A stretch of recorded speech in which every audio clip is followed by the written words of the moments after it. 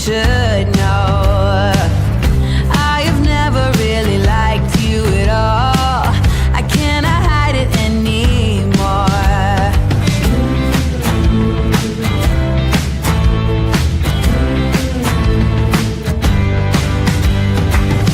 I've been thinking about the future, trying to forget about the past. So many ways that I could change for the better. Don't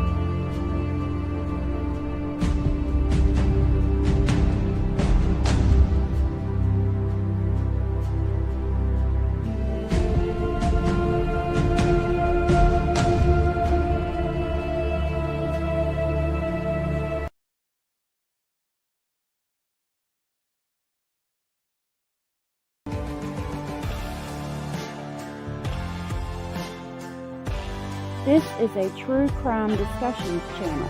We speculate. This is all just speculation. Because it's true crime, it's for mature audiences only. There will be no children allowed, no exceptions. Everything on this channel falls under fair use. Please remember to like, comment, subscribe, and share. It's free. I was on stage and I removed myself. Hello, my loves, you guys. Thank you so much for being here. You guys are so amazing. Julian, good to see you. Like the background? That's what it looks like. I wanted to change it because while this one is and always will be my favorite, I felt like we needed something else. So I figured we'd do this one this week, and then I have this one. I love the old houses, like the look of old towns and houses and things like that. That one, it's not really my favorite. Let's see if we add me to stage. No, I want to be in the middle. Yeah. If we add me to stage and I'm not showing anything, that one's all right. I like the witch's house, because I would love to have a house like that. See how the trees in the corner? Anyway, let me stop running my daggum mouth. Hannah, good to see you. Tom, good to see you. James Pumpkinfield, I love I love that. Did you hear the autopsy of the hung teen has come back? He didn't hang himself apparently. What? What? We got to look into it. We got to find it. We got to find it. What? No, what? What? We're going to look into it. Nene Nut, good to see you and thank you for being here. Miss Sarah, thank you. Good to see you and thank you for being here. Lori and you as well. Good to see you. Miss King of Anything and Hannah UK. Great to see all of y'all allegedly speculating. I'm glad you are here this here day. Tom and Southern Cats, good to see you. Thank you for being here. Bella, Cara, I'm glad you're feeling better. Bethina was cooking and that stuff sounded good. Snarky Pants, good to see you. Keithan, good to see you. Parabola, good to see you. Bella Rose, good to see you. I know, it's so sad, isn't it? We made more of the creme brulee pumpkins last night. Soups, good to see you and thank you for being here. Cara, yay! I dropped my memberships. Connie Branch, aka Karen, good to see you. Connie and Ryan went head to head over this. She was great and put him in his place. Yeah, that stuff is interesting. One sunny day, good to see you. And thank you for being here. Monica, good to see you. Donna Lee, good to see you. Cindy from sunny South Florida. And Hill Sandra, good to see you. Good to see you. Bethina and Cuff you. And my A1 from day one, Jenny Jen, good to see y'all. Thank you so very much for being here. Let's Thursday. Kate, good to see you. I wouldn't drink nothing out of that cauldron, just saying. Anita, good to see you and thank you for being here. I'm so glad you were gifted. Yes. Yay. Mimi, good to see you. I saw that you emailed me and I did pull up a little bit of information on that case that you emailed me about. I don't know much about it, but I think I saw that what's his name? Lordy, I can't remember his name. But anyway, he's doing a live stream on it. So we might be digging more into that. Shelby, good to see you. Thank you for being here. You guys are so amazing. Hannah said, that's like telling me not to press buttons. I will press said buttons. Me too. Me too. All right. So I will put it back on the one I had it on because I know you said you like that one. I think it's so cute. I love Halloween. I just love it. Ashley, good to see you. You got into law? You got accepted into law school? That's so amazing. Congratulations. I need to get like a happy clip. Let me see. Let me see. Well,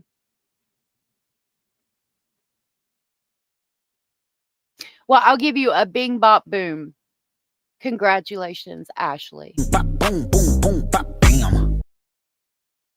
I got to make like a clapping one or something. That's awesome. I'm super excited for you. And I know that you're going to do a good job. I'm a button masher from way back. Me too. Kim Gittle has entered the chat. Thank you for entering the chat, Kim. Good to see you. I always wanted to pull a tag off a mattress in the store. I'll pull them off when I get home. Yes, so proud of you. That is awesome. I'm super proud of you. Curious Christine, and good to see you. Good to see you. Thank you all so much for being here. Day after day after day after day. I cannot thank you enough for that. We'll go ahead and talk about Charlie Kirk because I did advertise Tyler on the thumbnail, and I did see this. This is the only thing that I have on him. We're gonna kind of push through some things. I got a bunch of things to talk about, like a bunch of little random things. Oh, we got to do our clip though. Oh, damn. Let's go to YouTube and find our clip for the day. I had something that I wanted to share with y'all. Let's see.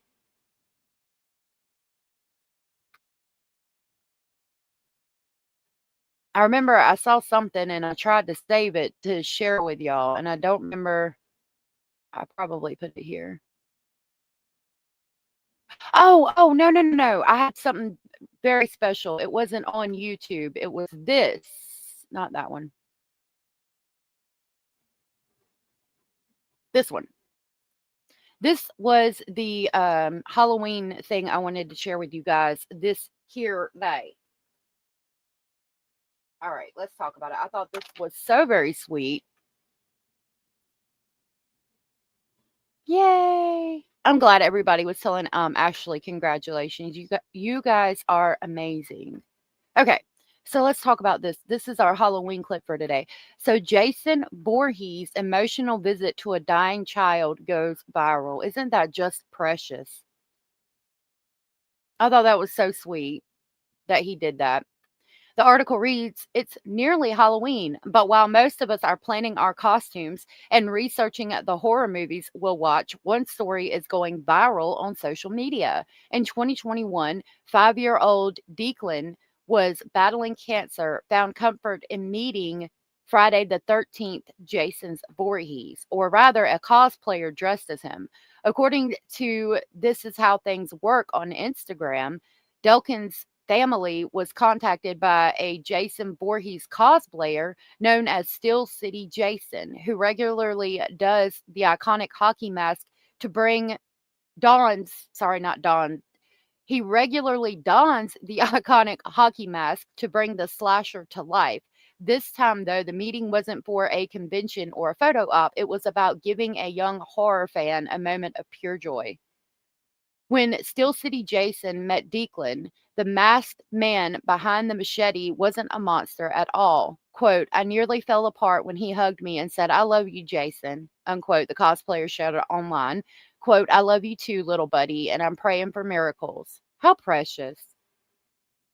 Delkin passed away in November of 2021, but the story continues to ripple through the horror community. The photo of the masked killer holding the tiny horror fan has gone viral again recently, reminding everyone that kindness sometimes wears unexpected masks.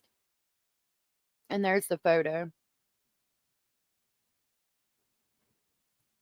We don't have to finish reading it, but I just thought that was absolutely precious. Yes, please don't forget to hit the thumbs up. Isn't that precious?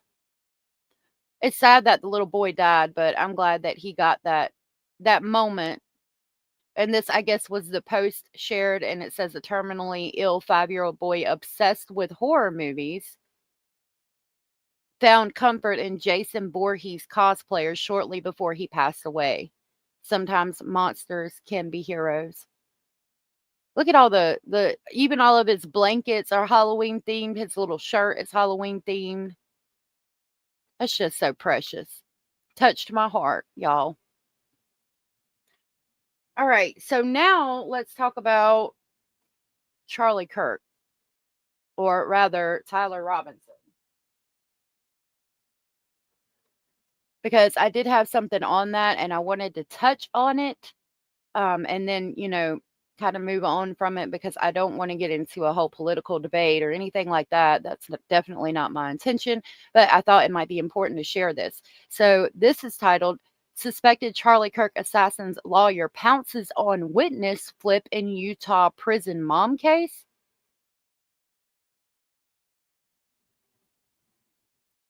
So the same defense attorney representing the suspect in Charlie Kirk's assassination is involved in the Utah homicide case against Corey Richens.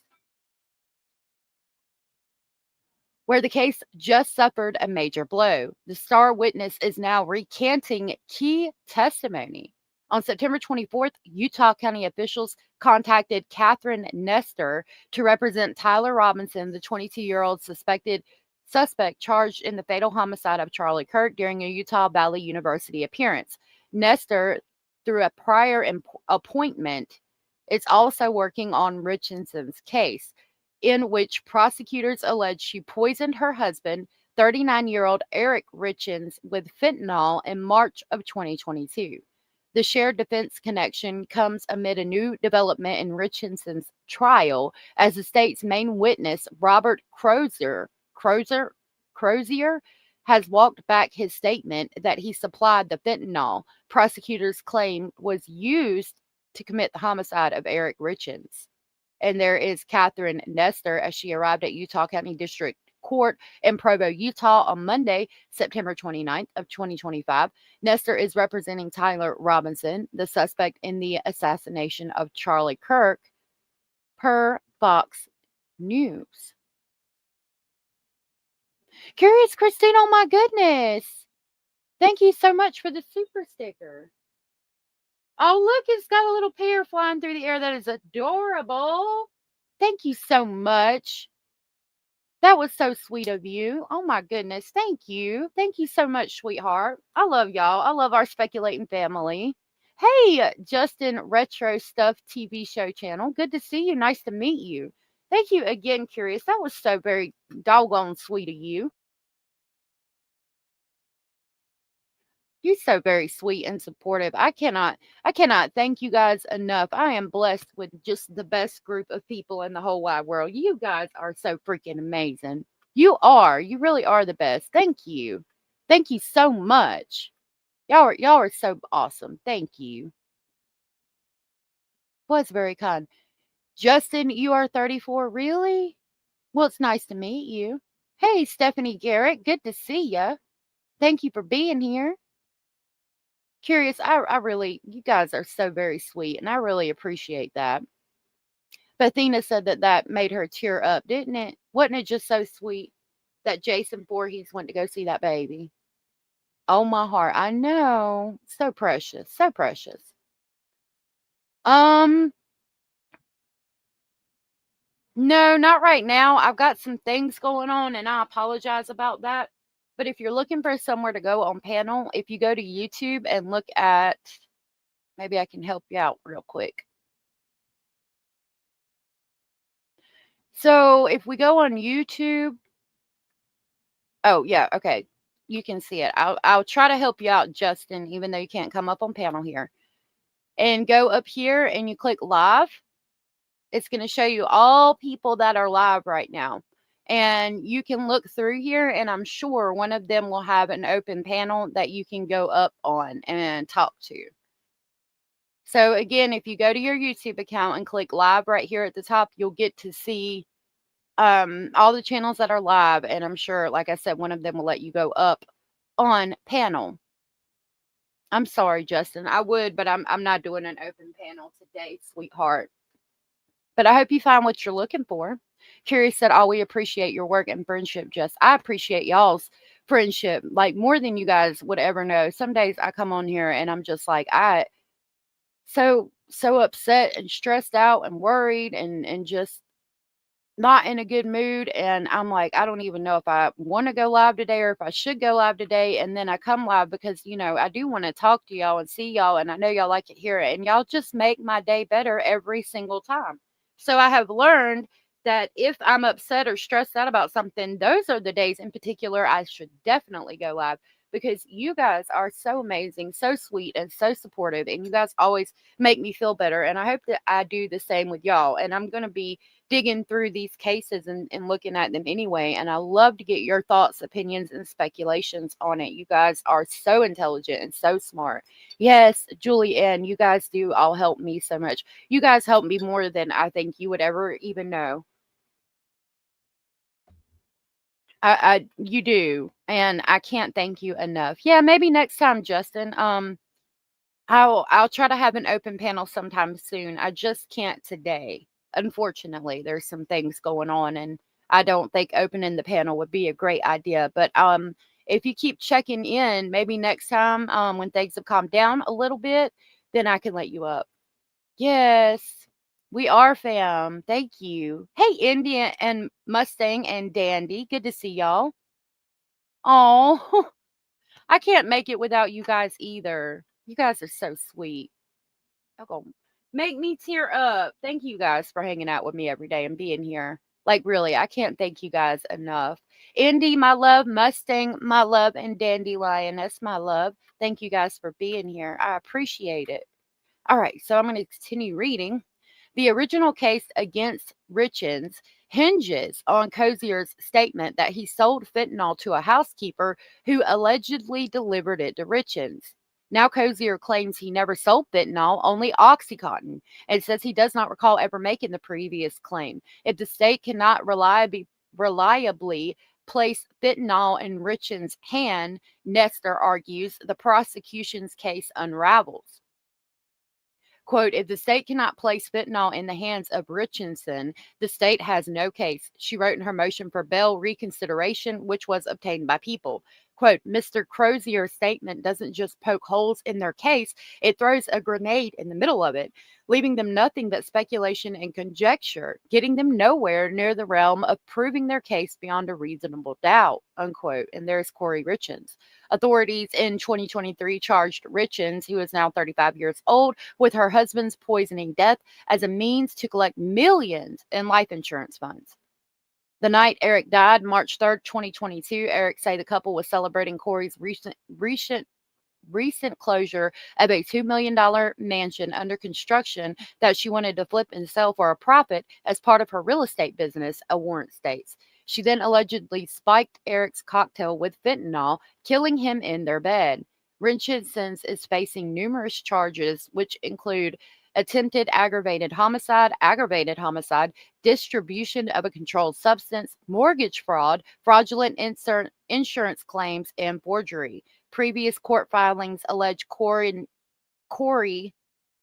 purchased 4 different life insurance policies on Eric's life, totaling more than $1.9 million between 2015 and 2017. On January 1st of 2022, months before Eric's death, Corey, quote, surreptitiously and without authorization changed the beneficiary for his $2 million life insurance policy to herself, documents state. Eric received a notification about the change and switched the beneficiary back to his business partner. So Eric was sniffing some bullshit in the air, and he said, nope, I'm putting it back to my business partner. That's who would get my life insurance policy. That way you don't have a means or motive to kill me, you crazy biatch. Allegedly, that's what he said. Edith, hey, one sunny day. Thank you for being here for the show. I could not do this without you guys. And again, like from the bottom of my heart, thank you guys so much. You guys are amazing, sweet, and supportive. Miss Sarah said, hey, everyone coming in. Hello. Shelby, thank you guys for being here every day. Thank you for just hanging out and for all your thoughts, opinions, and speculations. I genuinely, I couldn't do it without you guys. And I thank you so much for that.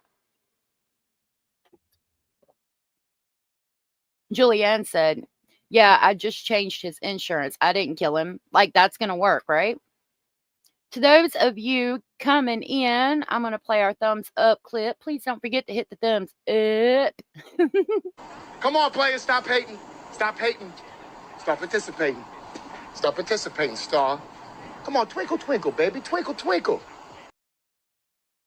Twinkle, twinkle, baby, to the people in the bushes. How about hitting that thumbs up or thumbs down? Either way, it's interaction. Richardson has pleaded not guilty to all charges and continues to deny her involvement in her husband's death. Her trial is currently set to start in February of 2026. Fox News Digital has reached out to Nestor for comment, but I assume that they haven't got the report back. Could you imagine being somebody who is flipping houses that are in the millions of dollars for real estate, being married to somebody and killing them for life insurance money? Like, man, just sit down and enjoy your life in the lap of luxury. Like, what are you even doing?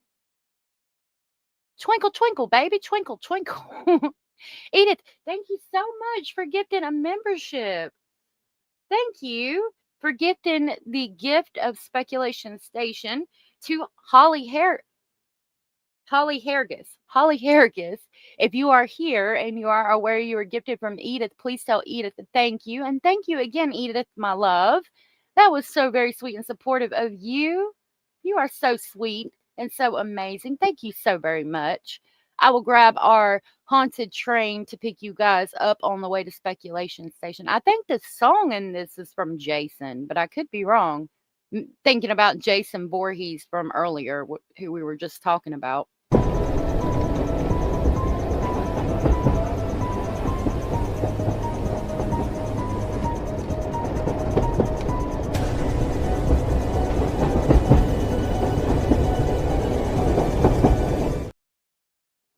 I love that clip. Bethina said, "You're smart. The chat is smart, and it means a lot to be here to hear you and see what everyone has to say. It does. It means the world to me, and I'm glad that it means that to you guys.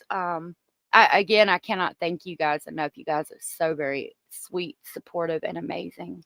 And I was just blessed with the ability to do this channel and to have you guys here with us every day. I thank you so very much." Yes, Ashley got into law school, and we are super proud and excited for her.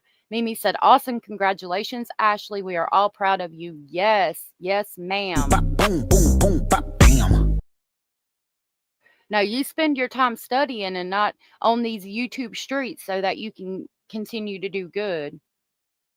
Soup said, "Oh, I love the spooky train." I do too. Yes, and thank you for gifting. Oh, Indy, so at the bottom, I can show you. Hold on. Just a minute. I don't know if you're on iPhone, but I'll show you what I see. This is on my computer. But you see that we're looking at the live stream down here where it says, it looks like a square with a money symbol. It says show your support for allegedly speculating, and you can click on it. You can send super stickers, super chats, membership, or membership gifting. Super sticker is like you can buy a sticker to send. There's a whole bunch of different ones. If we do a super chat, you can type a message and like buy it and send it, and it will highlight it. If you get a membership, you can join. You click that and it says join the channel for $1.99 a month. And then membership gifting, you can buy memberships. It says 50 at the top, but you go down and then you can like buy 1, buy 5, 10, 20, 50. 50 memberships is $100, and Abellis does that all the time. Good gracious, that's a lot. Indy has been a member for 4 whole entire months because Indy is just freaking amazing. Thank you so much for being a member of Speculation Station for 4 months. You are freaking all-star. You're a freaking all-star. Thank you. Thank you for the support for 4 entire months. That is so awesome. I cannot thank you enough for being here daily and supporting the channel like that. You are amazing, and thank you so much for sharing that milestone. I greatly appreciate it. Now I say stop it. Just stop to the TV all the time. Do you? I got to get a clip doing that. Leader of us. Good job. Fight the good fight, and congratulations. Yep. Mustang a little bit stuffy, but okay. I hope you feel better, Snarky. Miss Sarah's been a member for 11 months. Almost a whole entire year. Love y'all. I love you too. You are amazing, and you keep doing what you're doing. Sarah's in school as well, and she's doing such a great job. We are very proud of you as well, my love, over there fighting the good fight. Thank you for being a member for almost a whole entire year. That's amazing. I didn't even realize that we were monetized that long. We almost got we got a 2-month-old baby, a 2-month-old YouTube baby, Miss Sarah. You're on iPhone. I don't know how to do it on iPhone. Yeah, Miss Sarah's over there fighting the good fight too. You keep it up. All right. Let's go. Let's talk about David. Let's talk about David. Use Safari outside of the app on iPhone. Okay, so you would have to go to your Safari app like this or whatever your Google, and then type in youtube.com and and then click on YouTube right here like that. And then when you pull YouTube up, evidently you would go to my live stream like this and then go to live after you've searched for it on Google, and then you should be able to on YouTube, on iPhone is what they're saying. Oh, dang it. I just lost one of my things. Okay. Let me pull this. Let's talk about me. Let's talk about David. So we got information on the SWAT call that happened at David's house, or David's parents' house, rather. So this is from TMZ about 22 hours ago, and it says David SWAT caller appears to use voice changer in dispatch audio. So let's back it up and see what it says.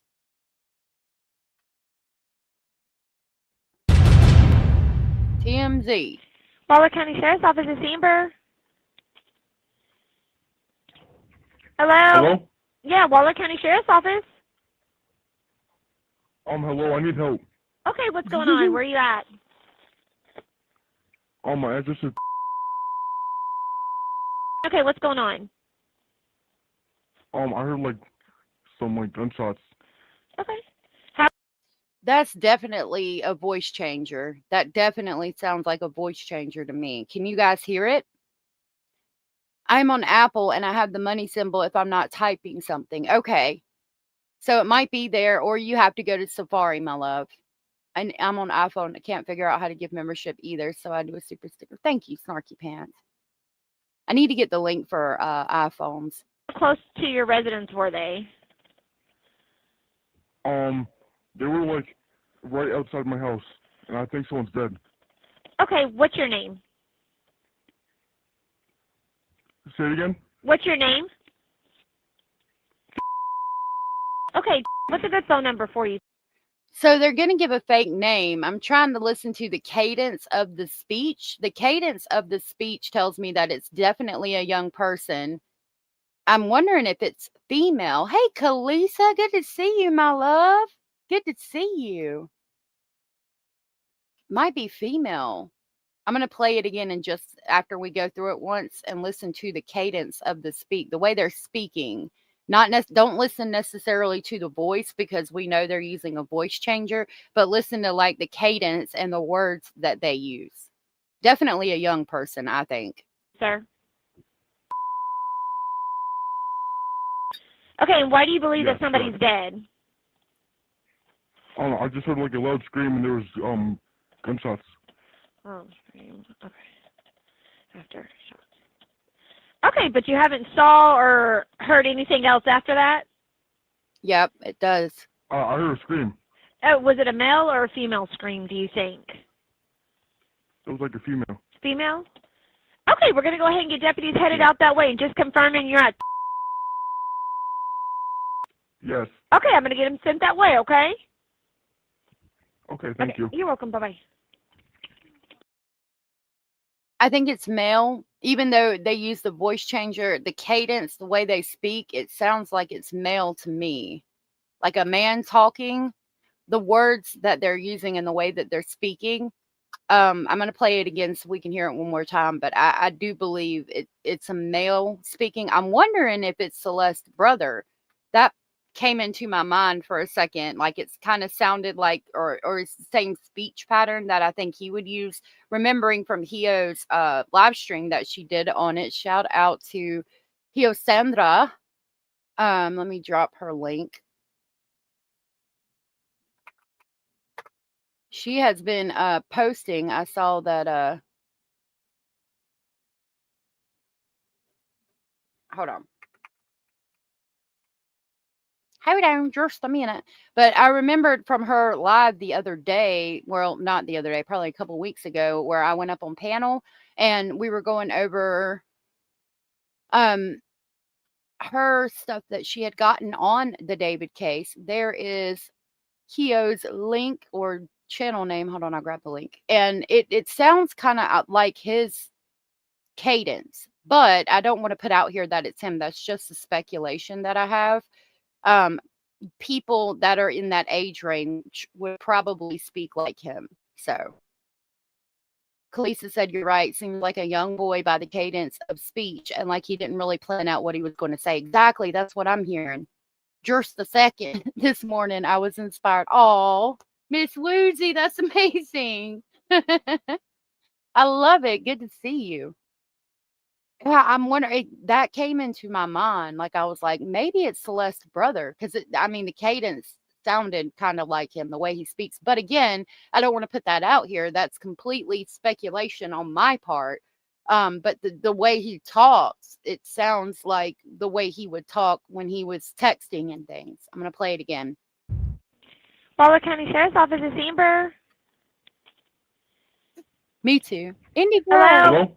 Yeah, Waller County Sheriff's Office. Hello, I need help. Okay, what's going on? Where are you at? My address is... Okay, what's going on? I heard, like, some, like, gunshots. Okay. How close to your residence were they? They were, like, right outside my house, and I think someone's dead. Okay, what's your name? Say it again? What's your name? Okay, what's a good phone number for you, sir? Okay, and why do you believe that somebody's dead? I just heard, like, a loud scream, and there was, gunshots.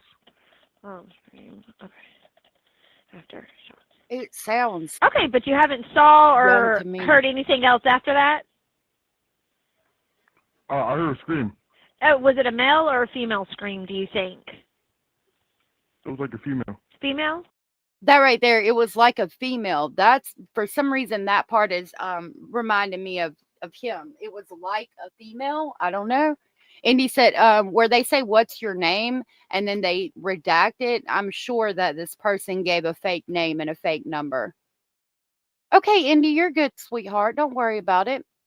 I love you all just the same. Thank you, though. Yeah, the 80s heavy metal, listening to it real loud made me basically deaf too. Okay, we're going to go ahead and get deputies headed out that way and just confirming you're at... Yes. Okay, I'm going to get them sent that way, okay? Okay, thank you. You're welcome. Bye-bye.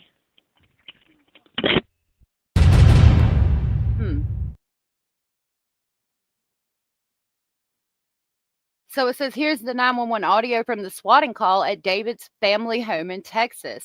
And it sounds like the person on phoning in a bogus report of a fatal shooting is using a special device to mask their voice. TMZ obtained original audio from last month's swatting incident, and you hear the caller, seemingly using a voice changer, claim they heard gunshots outside of David's home. Now, let's talk about that. Why would they want to use a voice changer? Well, because somebody might recognize their voice. So that would again make me think that it's somebody close to him or Celeste, and they needed to change their voice so that David and them didn't recognize it. Because like if I called in a swatting call or something like that to David's parents' house, they wouldn't recognize my voice. You know what I mean?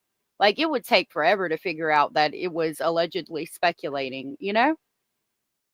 Yeah, it definitely was not the person's natural voice. So why would you use a voice changer? Well, maybe because if David hears the actual 911 call, he would recognize the voice is what I'm thinking.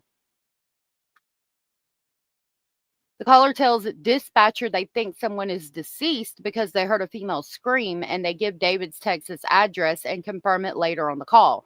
In hindsight, it sounds like a clear prank, but in the moment, law enforcement was dispatched and they swarmed the home where David's parents live.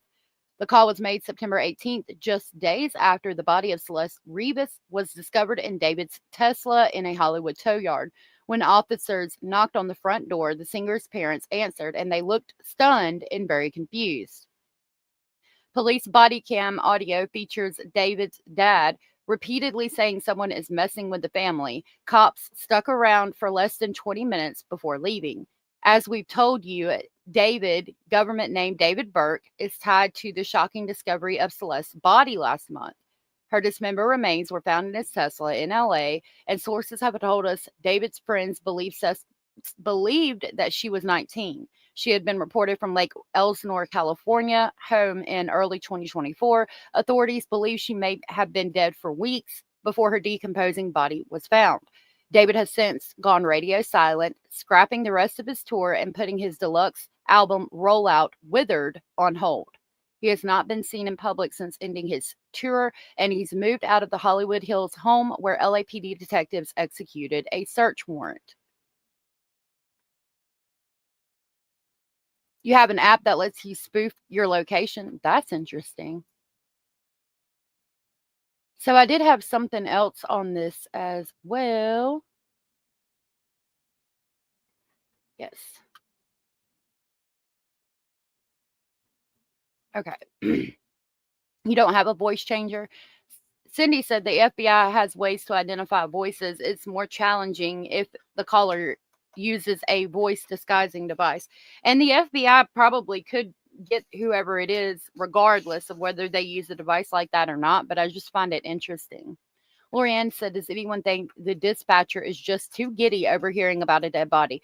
I do. And I was thinking about that myself. I was like, why is she so daggum happy? But maybe she's trying to like be positive to keep people calm. You know what I mean? I'm sure they train them to kind of talk a little bit higher to keep people calm. You know?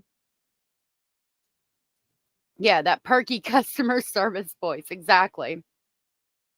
Sounded more like doing a pizza order than a 911 call. Exactly. Exactly. Okay. So this article is titled Celeste Rivas Hernandez funeral was held 1 month after her body was found in David's car. And we had talked briefly about her funeral when I was over here on X looking at SF Investigates. Now he had posted, hold on. We got a couple of things to talk about.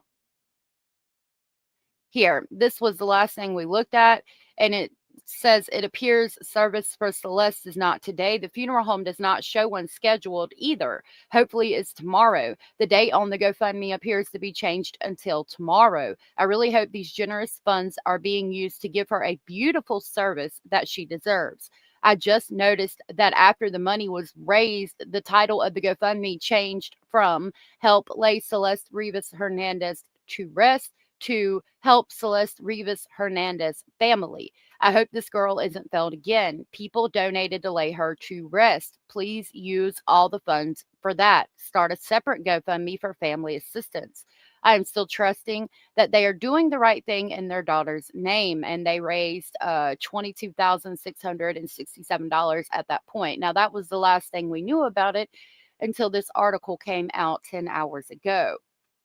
There you can see her funeral. It's got the Virgin Mary right there on the corner. She's got beautiful flowers. I'm assuming that might be her brother or a close relative of hers. Beautiful casket, beautiful funeral from what I'm seeing. Hey, Kelly, good to see you. Good to see you, my love, and thank you for being here. Kim said the app is called Location Changer, but I had to get into a special setting on my phone for it to work. I need to get some of those. Thank you guys for being here. Okay, so what we need to know, Celeste Rivas Hernandez was laid to rest at a funeral service held at the Queen of Heaven, Cemetery and Mortuary in Rowland Heights, California on Monday, October 6th. Rivas's body was found in the trunk of a Tesla registered to musician David on September 8th. Authorities are still investigating her death and have searched a residence that the singer, whose real name is David Anthony Burke, was previously staying at. Celeste Rivas Hernandez was laid to rest at a funeral service held at the Queen of Heaven Cemetery and Mortuary in Rowland Heights, California on Monday, October 6th.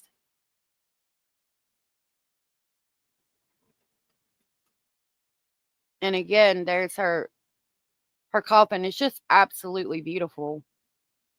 I love that it has the Virgin Mary on the corners to protect her in death. I hate that she had to die. It's so very sad, but I'm glad they were able to use it, the funds, to give her a beautiful coffin. Coffin is beautiful. They definitely spent some money on her service. I agree.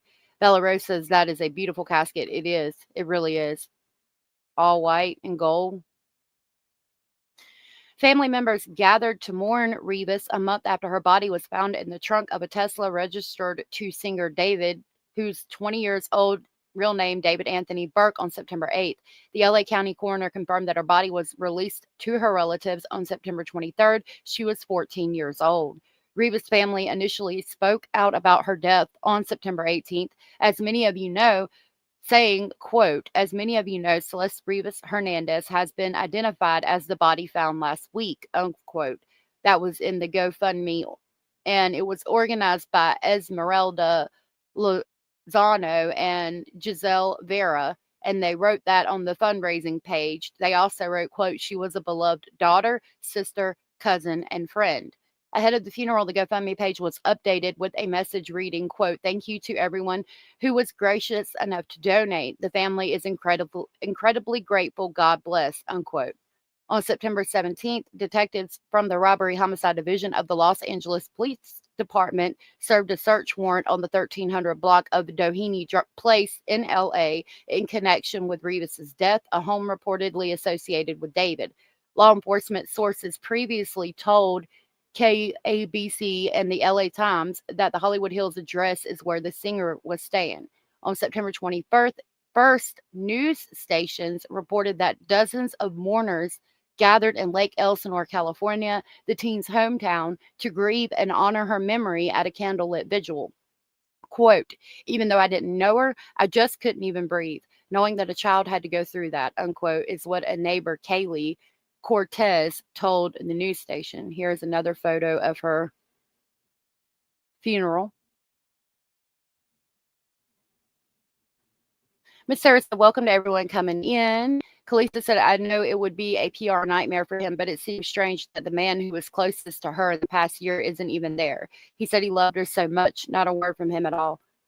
I think that that would be a hard thing to do. Like, going to the funeral when the family's there probably wouldn't be a good idea because they think that he's responsible for her death, as most of the public does. But I think that if he didn't, he needs to go after she's been laid to rest. Like, I would try to go that evening or that night to when nobody was there, or if somebody was there, it would only be one or two people, to show my respects and say my goodbyes. That would be my advice, you know. Sarah said, "Please remember to hit the like for our beautiful Allegedly Speculating. Subscribe and share. Those are all free." Yes, ma'am. Thank you, Miss Sarah. Boom, boom, boom, bop, bam. Thank you so much. Or make a statement, leave flowers, just something. Yeah, he could have ordered flowers and had them sent. And then it would be up to the family if they chose to release or display that, you know. I think he should have offered to pay for the funeral completely. That's just my advice. Neighbors recalled seeing Rivas walking to school before she vanished. Quote, "I recognized her because of her big curly hair," unquote, Cortez told the Times, adding that she would see the teen walking with her backpack on her way to school. There's another photo of her family in her casket, which is absolutely, again, gorgeous. Well, I have an article on that too. Trying to find it. Yeah, we're going to talk about that in just a minute because I do have that article as well. More about David and, okay, what? Stop it. More about David and what's going on with him in the case. Rivas was reported missing in 2024. Authorities said both Rivas and David have tattoos on their right index fingers, and social media users have focused on the singer's lyrics in light of the case. The singer canceled subsequent tour dates with remaining shows, including European stops removed from venue websites. Quote, we know that the Tesla had been parked at the location from which it was towed for several weeks. So it is very likely Celeste Rivas Hernandez has been dead for several weeks prior to her body being discovered, unquote. LAPD Captain and Commanding Officer Scott M. Williams told People on September 28th. Quote, the LA medical examiner has not determined a cause or manner of her death, so we don't know for sure if anyone has criminal culpability for her death beyond the concealment of her dead body, unquote. Williams continued, adding that the LAPD's robbery homicide division continues to investigate the case.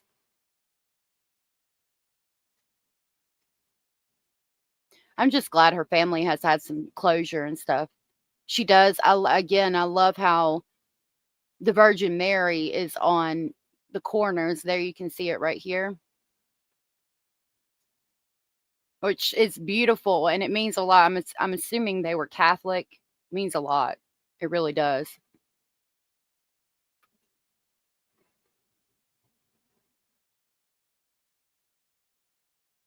I'll be back, y'all. Enjoy Pause Land. Okay. All right. Now we're going to jump over here. I wanted to share with, oh no, not this one.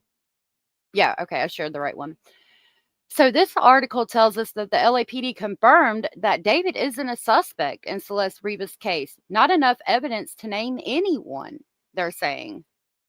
That's from the Candlelight Vigil. Have to hold it there. And I think, if I'm not mistaken, that Mark went out there. She was just so pretty. So very sweet. I like how they got the little light up candles on the actual poster so it wouldn't burn them and they'll always be lighting.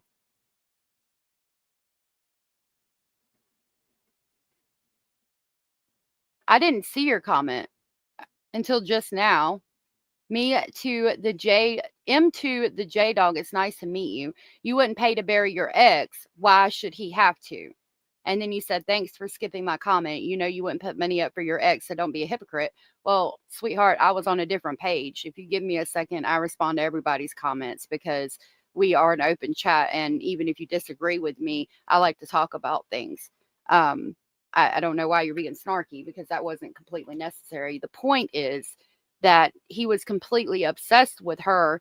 And we've only heard, as far as we know, they were together. Now, there has been rumors that she was trying to leave him or attempting to leave him. But when she went missing and was later found in the Tesla, she was still missing from her home and assumed to be living with David in the Hollywood Hills. Considering how obsessed he was with her and how much time he spent with her, I would think that he would pay for the funeral. And to be honest with you, actually, I would pay for my ex's funeral because I have sent donations to bury an ex of mine that overdosed. I mean, so, and that's just the God's honest truth. Now, I didn't send a lot of money, but if I had the money that David had, I would have donated and would have tried to send some money, but I guess I'm just a different type of person. You know what I mean? Wolfpack, good to see you. Kimmy C123, good to see you. Driving to pick my daughter up, but here listening. Well, thank you for that. Not the whole funeral. No, maybe not the whole funeral. I can agree with you on that, but I have donated.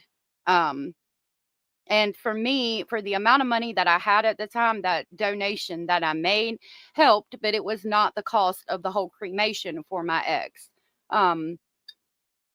Probably not the whole funeral, but if the funeral was $22,000 and he's worth $2 million, I would think that he would have donated. And I'm not saying that he didn't. Maybe he did under a different screen name or under a different account. Maybe he did help the family out. He was paying all of her friends off to be quiet and things like that. So I don't know. Only the family would. I mean, I just hope that he's reached out and done something to help support them. You know what I mean? I most certainly helped pay for my ex's funeral. Not everyone is an ass. Right. I have too. Maybe he did. Yeah, I'm wondering if he did donate anonymously. Hey, Rhonda. Oh, yeah. But, I mean, they were a little snarky, but they're not being completely disrespectful. I guess depending on the circumstances in your financial situation. Exactly, Miss Sarah. Exactly. They got a lot of donations is all. I don't think they should have accepted the donations and had him pay. That's true. If they got all the donations, which we know they were doing a GoFundMe for that, no, I don't think they should have asked him, but I don't think they should have had to ask him. I think he should have offered to pay for it, or at least some of it is, what I'm saying. But they did have the GoFundMe and raised over the amount, so they should use that to pay for the funeral. It is a little bit concerning that it was first asking for donations to help lay Celeste to rest, and then it changed to helping the family out. I think they should use all of the donations to lay her to rest and not for family help or whatever. But I think that he should, at least help a little bit. You know what I mean? Because he was obsessed with her. They were together for so long. He was paying off the friends, and then she ends up dead in the trunk of your Tesla. Yeah. But he also might not want to get his ass beat if he goes and tries to be around the family or say anything at all, So it's kind of a double-edged sword, you know what I mean? If he offered, it might show a sign of guilt. She was a minor, and that would imply he owed that to her, and he just simply isn't a suspect currently. So no, he shouldn't have, in my opinion. I could see that. Yeah, that's what I mean, not to misuse the funds. Right, yeah. We paid $19,000 for a very simple service, and the rest came from donated funds. When our family member passed, it's a very lucrative business. It's very expensive. Very expensive. Very. Okay, so this article again reads that the LAPD confirms David isn't a suspect in Celeste Rivas' case, not enough evidence to name anyone. The LA Police Department has confirmed that David isn't a suspect in Celeste Rivas Hernandez's death because her cause of death has yet to be determined. Hernandez's body was found in a Tesla registered to David, and investigators say it is, quote, very likely, unquote, the body had been there for, quote, several weeks, unquote, before it was discovered. The department shared a statement with complex detailing of the investigation. Officials said there's not enough evidence yet to name any suspects, and the death may not be a homicide at all. Quote, the LA County Medical Examiner has not yet determined the cause or manner of Miss Rivas Hernandez's death. In a statement, they said, as such, it remains unclear whether there is any criminal culpability beyond the concealment of her body, unquote. Now, I have a question which we've talked about a few times. How are we just charging someone with concealment of a body if she was indeed decapitated, which the news has reported over and over and over again? We haven't gotten an official statement from the coroner or from the LAPD or from any of the government officials in that area that she was indeed decapitated. But if she was decapitated, that would make me think that there could be a higher charge other than the concealment of her body. And if we're talking about the Tesla and the area where there's security camera footage everywhere, why hasn't anyone been at least charged with the concealment of her body? You know what I mean? It's a high-profile case with a celebrity who could have been a potential suspect. Lots of eyes on everyone involved. I agree. I do think he should have at least made a statement that he is sorry for her family's loss. The silence is not a good look, in my opinion. I think he's definitely listening to his lawyers who are telling him not to talk about it. Okay. As the investigation into Hernandez's disappearance and how her remains ended up in a vehicle registered to David continues, more details about her home life have begun to surface. TMZ reported that the police were called to her home over 10 times in 1 year. Riverside County Sheriff deputies allegedly responded to 11 calls at her family's home in Lake Elsinore, California, between February 2024 and April of 2025. On March 19th of 2024, the police received 3 calls coinciding with her appearance on surveillance video at a local liquor store. And then remember, so we saw the video footage of her walking in front of the liquor store and leaving. And then we also saw the video footage. The video footage from the neighbor's house in the apartment complex right around her birthday after she had gone missing. Her birthday in September of 2024. Yeah.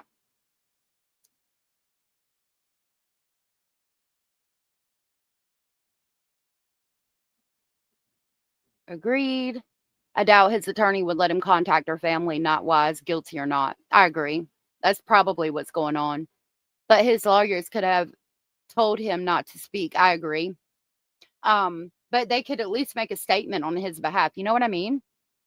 Okay, Kim, welcome back. Kim Gettle has entered the chat. Kalisa said exactly, so much video footage. Right. Why do we not have a person who is at least charged with concealment of a body?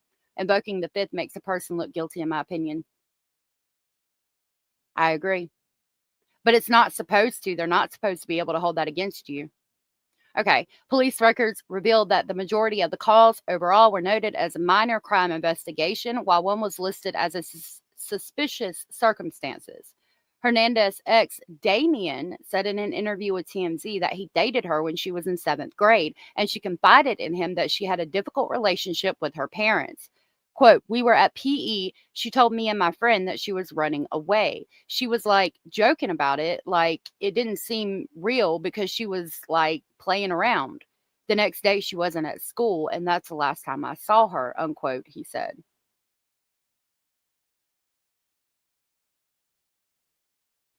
So these are the official stores. Withered exclusive vinyl, white and black splatter, signed anime version. Wow. It's got a heart. I want to see that. Hold on a minute. Look, I clicked buy now and it says, oops, we couldn't find the page you were looking for. I found it interesting that they were showing this.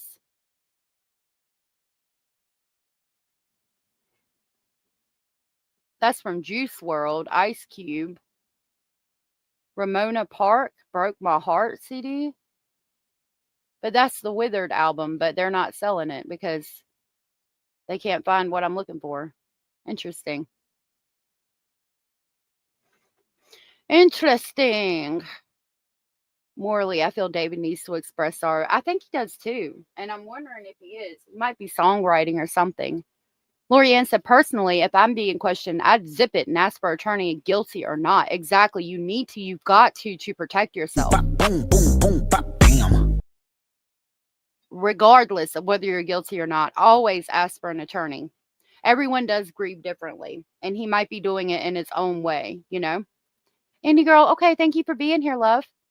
Let's jump over here to SF Investigates because it looks like he had a few more posts on the David situation.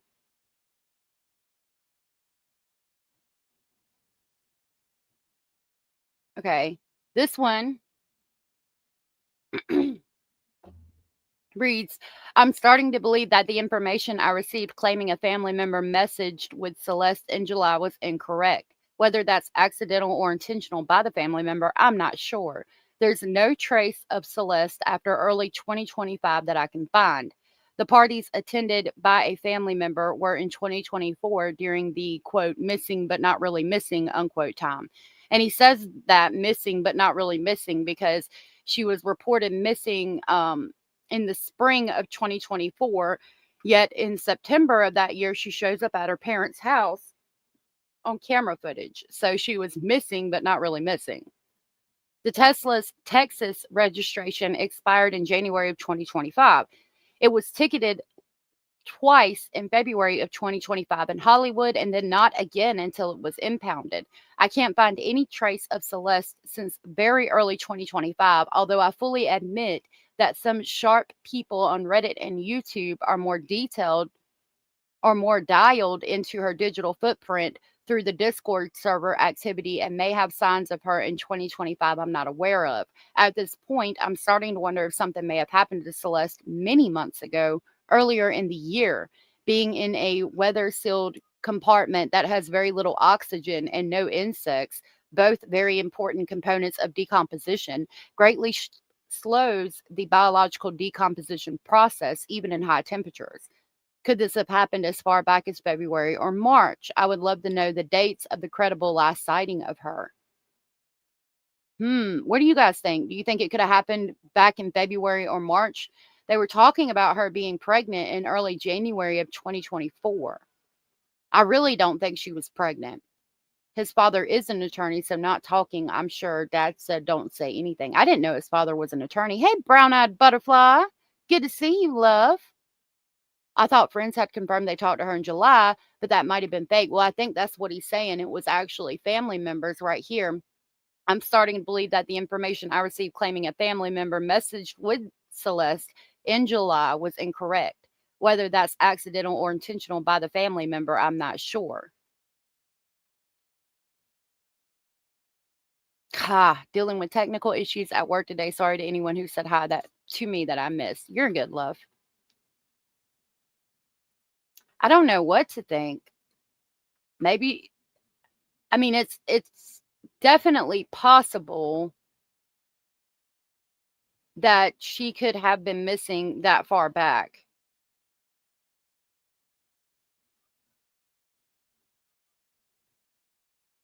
Okay. Hold on just a minute. This one. This was October 6th, and it reads, I've been tracking cases at the medical examiner's office to better understand when the toxicology results for Celeste Rivas might be completed and how long it may take to finalize the autopsy. It appears that cases previously listed as, quote, deferred, unquote, and now showing cause and manner of death determinations are currently around July 21st. So we could still be about 6 weeks away from the case closing with the medical examiner's office. However, there is coordination between detectives and the medical examiner, and they provide informal preliminary findings in cases. That means an arrest could happen sooner than 6 weeks. Whether that arrest involves a significant homicide charge or a misdemeanor related to concealment of a body is another question. Personally, I believe the reason it has been so quiet among those in Celeste and David's friend group is because they are speaking with detectives and the district attorney's office. My personal opinion is that we will see an arrest based on a confession within the next week to 10 days. Keep in mind that once someone is arrested, authorities have 3 days to arraign them with formal charges. So they will not make an arrest until they have enough evidence to hold the person through a probable cause hearing or a grand jury indictment. I also think there will be a significant twist in the story that will be disclosed when arrests happen. So I've been sitting here asking, even in this live stream, why they haven't arrested him for concealment of a body when they have the footage. That could be why, because they would have to bring everything to court within 3 days for the preliminary hearing, and they might not have enough to do that. Oh, well, I'm glad that you were able to fix it. Misha just came in looking like she rubbed her body on a balloon. That's so sweet, Lori. Kalisa said, I wonder if the video showing Celeste on a back balcony at David's concert could still be her. I know they say it wasn't, but we simply don't have any evidence either way, but LAPD might. Yeah, I've heard that it wasn't her. It didn't look like her to me, but, you know, the police can legally lie to us, so I don't know. It's definitely a possibility. I personally don't think it is, but you never know. And this last post says, to clarify something, I said David's Tesla had an expired registration in January of 2025. I also said the car could be accounted for in February because it was ticketed twice in Hollywood. I never said the tickets were for the expired registration. They were two separate statements. The tickets in Hollywood were parking tickets, receipts attached. It only proves that the car was still being used in February. So, on August 3rd of 2024, there was a violation for standing in an alley. February 26th of 2025, preferential parking. February 27th, the very next day of 2025, preferential parking. And then we've got the first September 3rd parking ticket where he exceeded 72 hours. And that was right before they found her body. No, there is not footage of him concealing her body. I said, with all the video cameras and video footage and surveillance in that area and the camera footage from the Tesla, I'm wondering why they haven't brought charges against whoever concealed her body, because you would think by now they would have that evidence and they would have that information. But as SF Investigates was saying in the previous post that I just read, when they arrest somebody, they have to have everything basically lined up and ready to go because that person has a right to be heard in court within 3 days. So within 3 days, they would need the evidence that they have that can show this person absolutely should be arrested. This is why we think they committed the crime. This is our evidence. And so we think that, this case should be heard in court. We need to go to trial or whatever the defendant decides to do. So that could be why they haven't arrested anybody for concealment of a body. They know who it is and they have the video footage. They just don't have enough to start the case, basically, is what I'm saying. They could have footage but are unable to identify him in the video, and I doubt they will release any truly incriminating evidence. That's another good point, Miss Woozy. I didn't even think about them not being able to identify him in the footage. Great point. Yeah. Karen said if she was in the car all that time, why wasn't the ticketing officer smelling her? Good question. I remember reading, if we go back, when he was talking about decomposition, that the compartment was like, there's no oxygen. Hold on.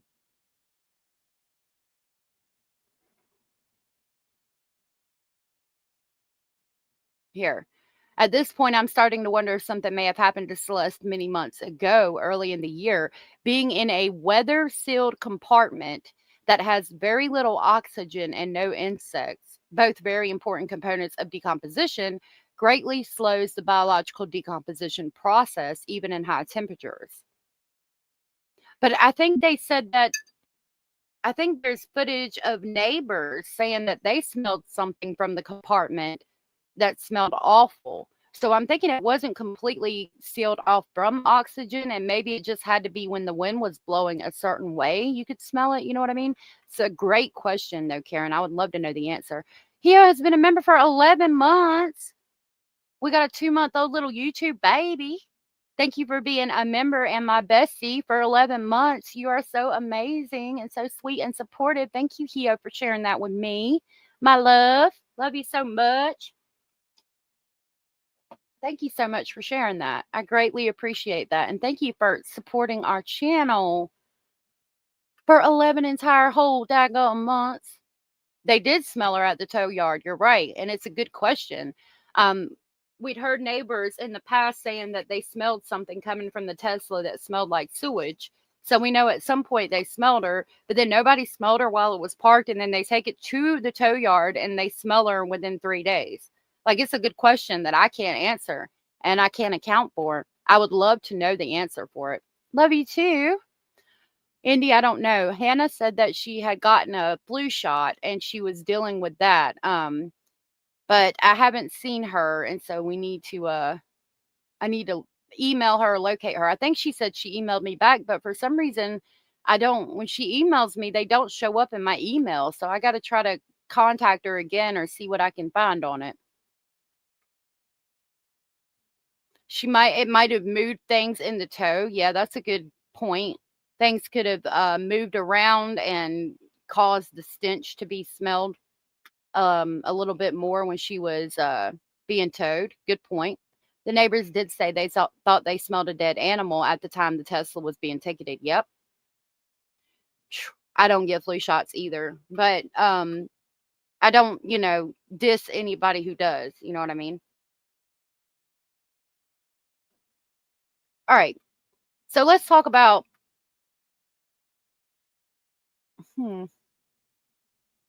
yeah, we'll go ahead and talk about Ryan Upchurch.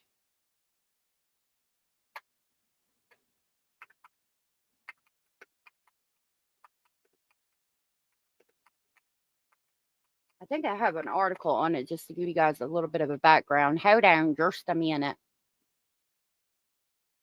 Because I've got a couple of things pulled up.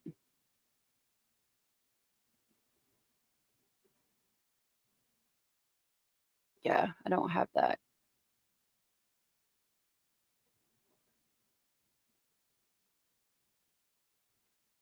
Oh, wow. Hold on just a minute, y'all.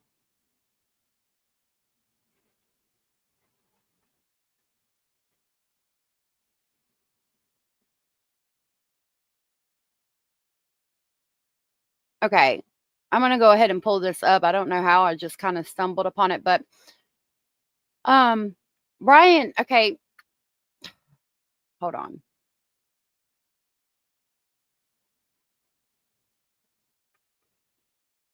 I'm going to borrow this video. This is from March 29th. All right, so I'm gonna of keep it simple. Miss Kiely 2024. Rodney.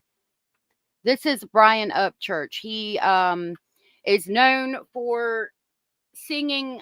He's put out a lot of songs that I really like in on YouTube. Basically, he's an independent artist. I like him. I mean, I'm not gonna mess around. I do like Ryan Upchurch. I like his music.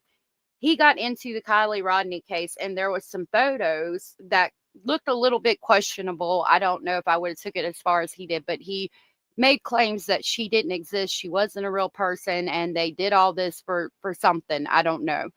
I find it odd that the way that Kiely Rodney was found, they looked for her. The police said they put in thousands of hours, and then the dive team from YouTube, I forget their name, goes out there, and they're in the pond for like 10 minutes, and they find the car, and you can clearly see the top of the car in the water. Like if you'd have just flown a drone over that actual lake, you would have seen the vehicle. She died in the back seat. I think she didn't even have any clothes on in the very back of the vehicle. Like she wasn't buckled in. There was a lot of questionable things. Like I'll give you that, okay? I don't know if I would have said that she didn't exist at all, but because of that, her family has brought a lawsuit against Ryan Upchurch. Here are some of the things that he had said. This video is from March of 2024. Let me see what y'all are saying. You know, there could have been a vapor pocket around her holding things in. Yeah, as far as Celeste, I agree. Also, if her body had been stored in a freezer and then put in a trunk, it would start decomposition at that time. That's another good point. That's why I love being here and talking to y'all, because y'all bring up so many good, important points that I would not have even thought of. I didn't even think of none of that. Hey, Chow. I diss people who do. Hi, folks. Listening. Good to see you, Chow. I usually get my flu shot. Do you? But if LAPD interviews neighbors, they will say that Celeste and David, they say they saw But if LAPD interviews neighbors, they will say they saw Celeste and David together at the home and should be able to narrow down within weeks the last time they were both seen. Yeah. He was very heavy in that case. Yes, it was Adventures with Purpose that found her body. Oh, okay. Well, thank you, Brenda, for being here. It's good to see you, love. I mean, it was pretty wild things to say. I agree. Heathen, thank you for telling me. I think he was using pretty heavy during that case, and I think he just lost it. A lot of people have thought that. It's a possibility. I live close to where Kiely Rodney was found. I know the area. Some of law enforcement have been out to that lake. We used to party there. So would it be, hey, Rubber, my love, would it be hard to find her body? Like, y'all saw where the car was and like how they could have just flown a drone over it and found her. Like, it was ridiculous. I still have a lot of questions. I don't think that he should have maybe done what he done or said what he said, but I do like Ryan Upchurch. I do feel, at the same time, I feel bad for Kiely Rodney's family. I don't agree with what he said, but I do think that there are unanswered questions in that case. Karen said, as they should. I'm trying to find the clip of Connie going after him. If I can call in, I will explain. I can't drop the link right now, unfortunately, because there are things going on in the background that I don't want to give a public stage to necessarily. But if you find it, email it to me or write me an email and I'll definitely share it. And I can have you up on stage at another time. I just need to get some documents and things like that in order first before I drop the link again. Chow, thank you so much. Oh my goodness. Thank you for gifting 5 memberships. That was so sweet and supportive of you. I greatly appreciate it. How so very sweet of you. Thank you so much, Chow. Those memberships went to Infinite Inc., Alyssa Hark Raider, Princess Pilla, Jane Doe, and Tori. If you guys were gifted from Chow, please tell Chow thank you. Thank you so much, Chow, from the bottom of my heart.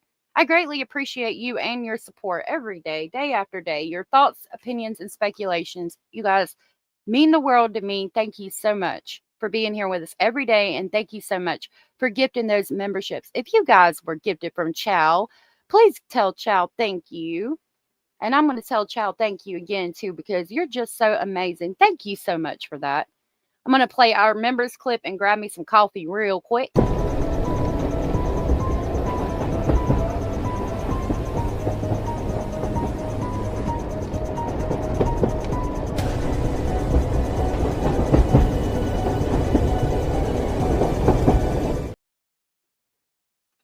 I decided to wait. I didn't have enough time. Shelby said, yeah, thank you, Chow. That was so nice of you. I'm so excited to get gifted one day. If I could gift you specifically one, Shelby, I would. Make sure you got your membership gifting turned on. Connie's son had just passed right before he started saying she didn't exist. Oh, my God. I'm so sorry, Karen. You like the new train? Yeah, I like it. You like that? Hey, Kim Beezy in the Heezy. Can you always have that new members? Yes. I will, as long as I don't forget, I will play it for you every time. So sweet and generous. I know. Welcome, new friends and members. All right. Thank you, guys. So this is what some of the things. This video is titled Kiely Rodney has not been found. No proof of her existence still. And it's from, I think it said March 19th of 2024, March 29th of 2024. So I'm going to play this for a minute just to give you guys some background on the case, like of what he was saying. You guys do know that Kiely was, let me pull up. Hold on. Basically, background of the story real quick.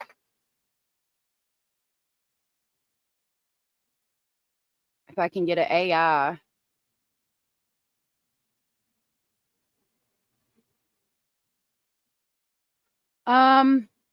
So she was like at a party, okay, and then she disappeared from the party, and then her body was found in the lake, in the reservoir from where they were partying at, basically a campground in Truckee. I think it was Truckee, California.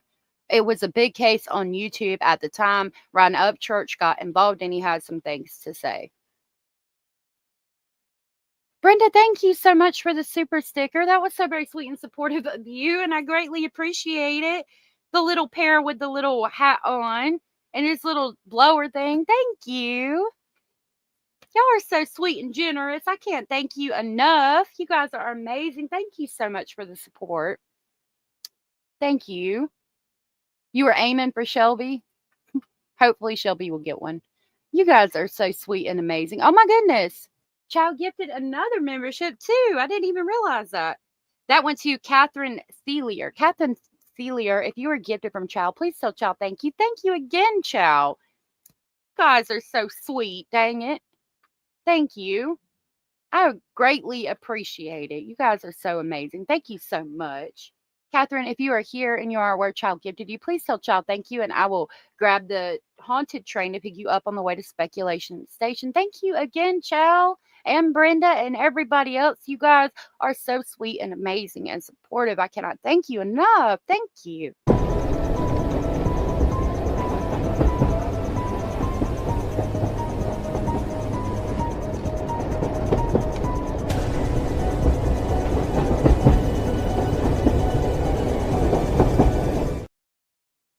Thank you again. Let me stop running my mouth.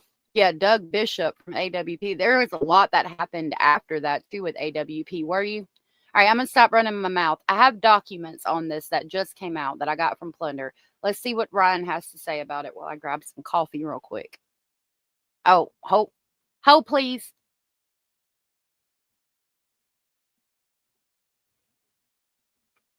Lord of mercy, I can't share the tab. Okay. Hold, please.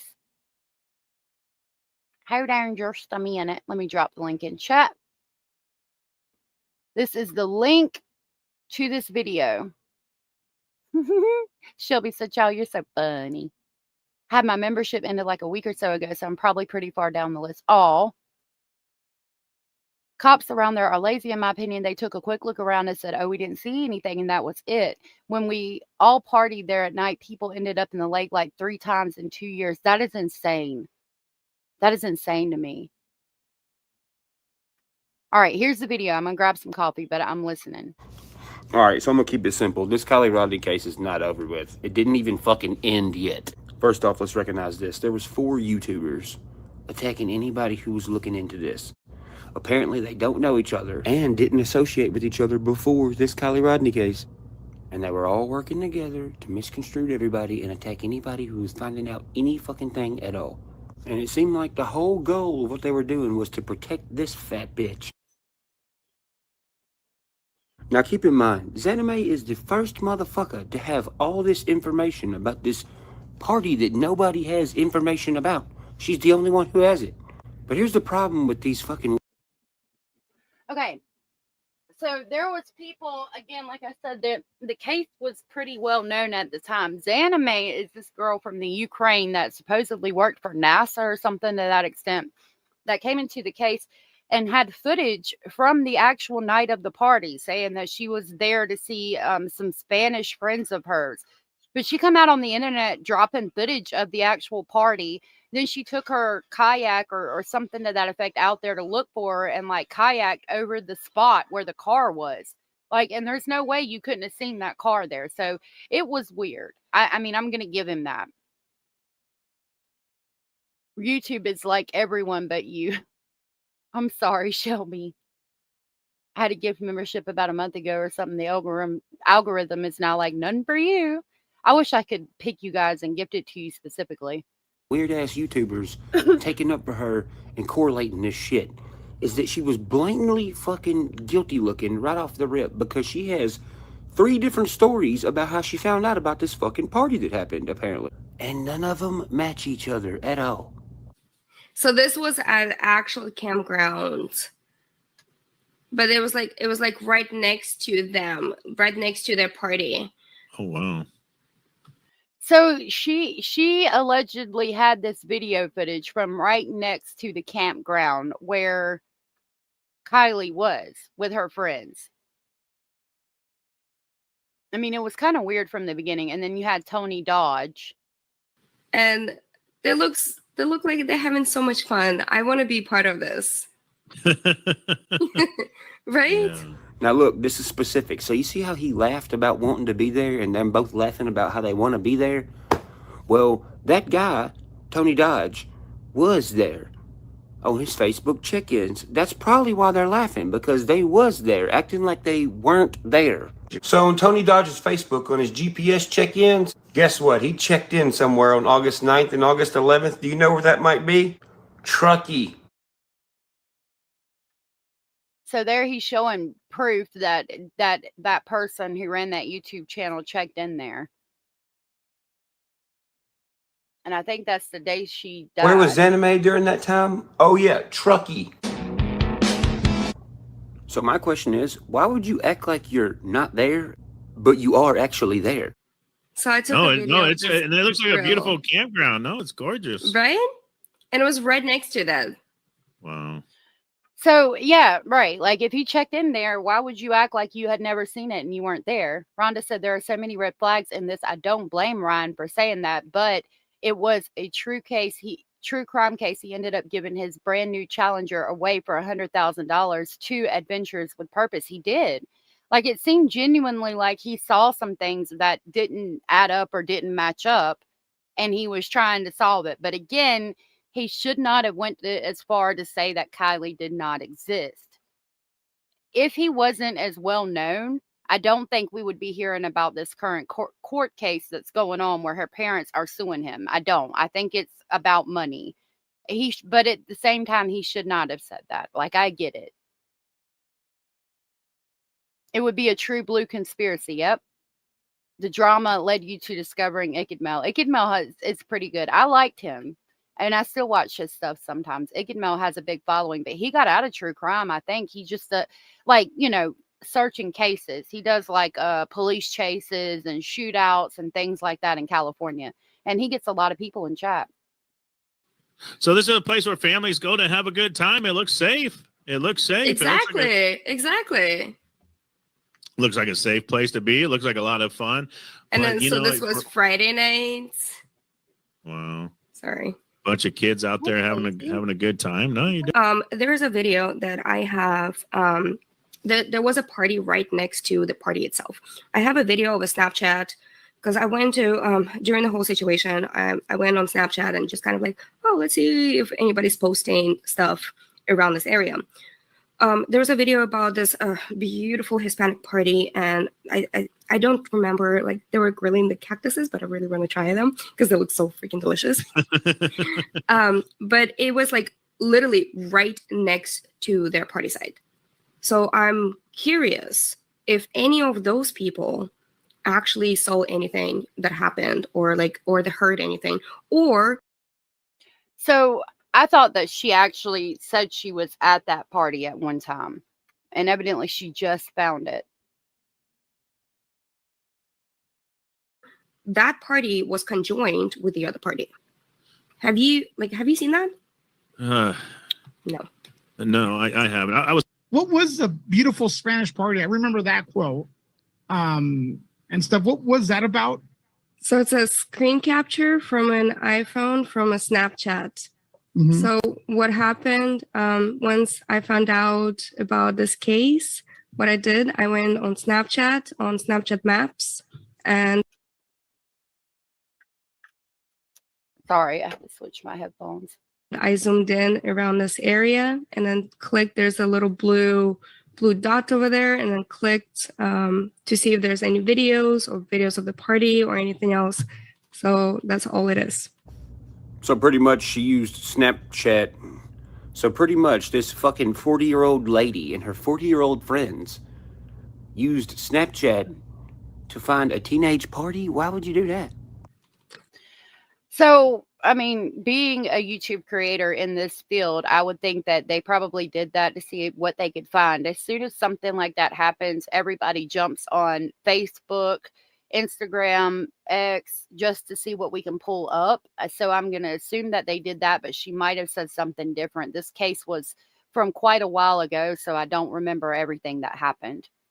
And the reason I did not release it because it had a person's name at the top, full first and last name, and I didn't feel right for me to actually release it because that's their personal information. Anyway, when you say you were there was a Mexican party going on, how did you know there was a Mexican party going on? Well, there's a music, and it was a very cultural party. I'm a local from this town, so I found something out, and I just want to curious how it works out to you. When you were there at that party, did anybody call 911 that night? I was not at any party. How do you know there was music there? Snapchat. It's a video from Snapchat. Okay, I don't know that. No, I was asking if her niece was the one that had sent her a Snapchat from the party, and she said that she heard the music. So I was curious on who sent it to her, or did 3 girls from a store in our town send it to you? No one sent it to me. It's on the Snapchat open source maps. And I did a screen recording of the open source tool that is available on Snapchat. Okay. That's all I mean, there's lots of other questions. I mean, she's. So can you do that? I thought we looked up and like you can only screen record your own Snapchat. Hey, Cara Bubara. Oh, snap. The fake Xana Upchurch situation. Yeah, we're going to talk about it. I went back and watched some old videos, but still was confused about a lot.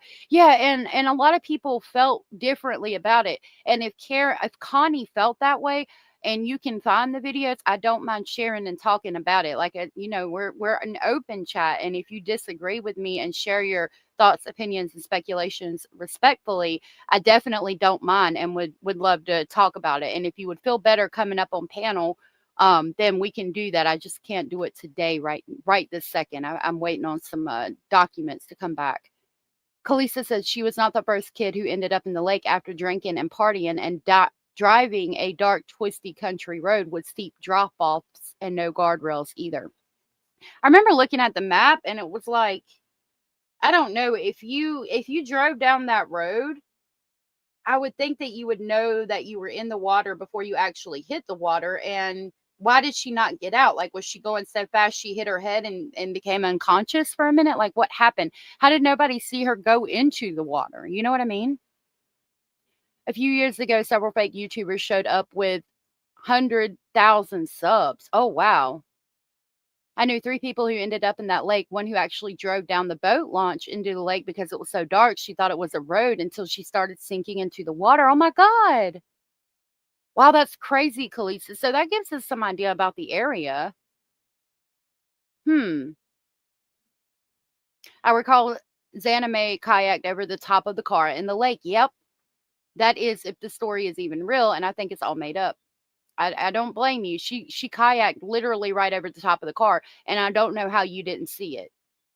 Said a bunch of times that her niece is 11. It's just like, it's kind of, do you really feel the need to like keep at? You think she's lying about that? And I'm asking genuinely because I'm trying to. I know you were planning the trip, but is that a big thing for you to travel to? It's 3 hours. So Rhonda pointed out that her lights illuminated for almost an hour underwater. Somebody should have seen it. Exactly. What's wrong, Hannah? Hours away. Okay. It's 3 hours away from here, and then I actually spent a night with my friend in Sacramento. So on the 12th, I spent there, and it's about an hour and a half away from Sacramento. And how did you because you said that you didn't, and I'm going to ask you, you said you already had the plan to go kayaking there, but before August the 6th when Kiely disappeared, is that fair to say? Or do you just like the area, or how did you find about the area? So Lake Tahoe area is very beautiful. Okay. And literally that lake is the only body of water I have not kayaked around that area. So you're a kayaker. You love doing that. See what I'm saying? So even though her story is so fucked, these individuals, even though it's fucked, they're trying to unfuck it for her. So now that that's established, what did Xana May keep telling everybody? You must call the police. Here's the number for the police. The police. Call the police. The police. Here's the thing about the fucking police. You gotta ask yourself this. Why is Nevada County and Placer County police separated from Truckee police the entire time? Well, the situation happened smack dab in the middle of Truckee. So how come the Truckee police are not talking on these press conferences? It's only Nevada. See, and that is weird. How many press conferences have we heard where all of the police departments from the area will get involved? Even in Emmanuel Harris' case, to go close to the geographical location, Riverside Police Department and the Riverside District Attorney and County Sheriff was talking. Why wouldn't the Truckee Police talk about it? You know what I mean? Shelby, it's a crazy one. It's very nuts. Hey, Norma, good to see you. She is whatever she is to be. Xana is a paid shill, in my opinion. You think so? There was something really off about this case. Now, again, I want to stress, I don't think he should have said what he said. I also don't think if he wasn't who he was, that he would be getting sued. But there was some weird shit in this case. I'm not going to deny that. Like, genuinely some weird shit, y'all. Nevada County and Placer County. Well, I find it pretty weird that Nevada County and Placer County are the only ones in these press conferences, right? That appear to know anything. But when this apparent car was found, who's the only cop car that was there? The one that's not involved with these press conferences. A Truckee cop car. So I went to Google Earth and I was like, you know what? Nevada County Police and Placer County Police are being weird. I'm going to look up their police department. You can't find it on Google Earth. You go to Placer County Police Department, it's nothing but a fucking admin center and a road depot.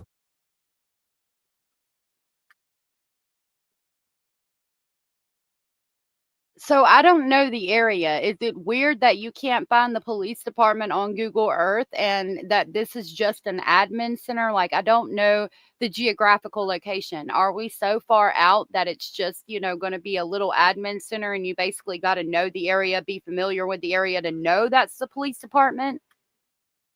Like, I don't understand why it wouldn't, because any police department you look up, you're going to find like the picture of the police department, the website, the phone number, the email address, anything you need in order to contact that police department. So why weren't we able to find Truckee and all these other places? Carby Barr said the scuba diver came up and says, yes, it's her. In real life, the body has to go to the medical examiner. That's true, but he could have assumed that because he knew what they were looking for, basically a physical description. So they could have not said, I don't think that they etched it in stone that it was her. It's just, using conductive reasoning, they thought it was her. Just consider the money true crime stories make for production companies. They are creating true crime for whatever revenue, in my opinion. I don't understand why they would say that she died and she was, if she indeed was not real, like why make all this up? That's the one thing I don't get. I think she was real, and I think that something genuinely happened. But I also think some shit is off about the case and some shit's being hidden. I remember seeing the video of these guys coming up after finding the car and seeing the aerial video where the car was in plain sight. Exactly.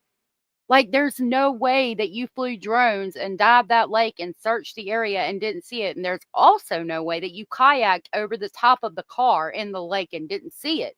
It's just not possible. That car was white. It stood out like a sore thumb. It's good to see you, my love. There is no Truckee police. Okay, so that's an explanation. Why is there no Truckee police? That could be one explanation. Thank you for that, Kalisa. I think it's a small area. Some towns don't have police office, but are covered by the sheriff's department. So then it would be the sheriff's department in that county, Kalisa. Yeah, but he knew what Kiely Rodney looked like, and his name was Doug Bishop from AWP, The Adventures of Purpose. Yeah. Yeah, he knew what she looked like. So he said it's her, just assuming. But yeah, of course, you have to go to the medical examiner first.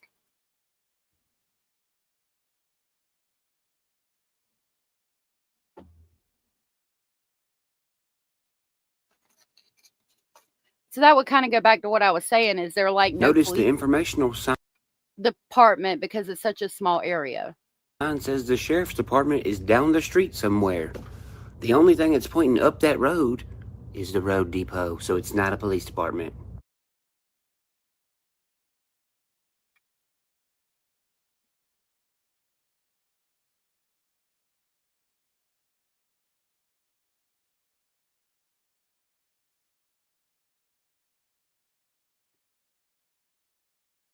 It's full circle something.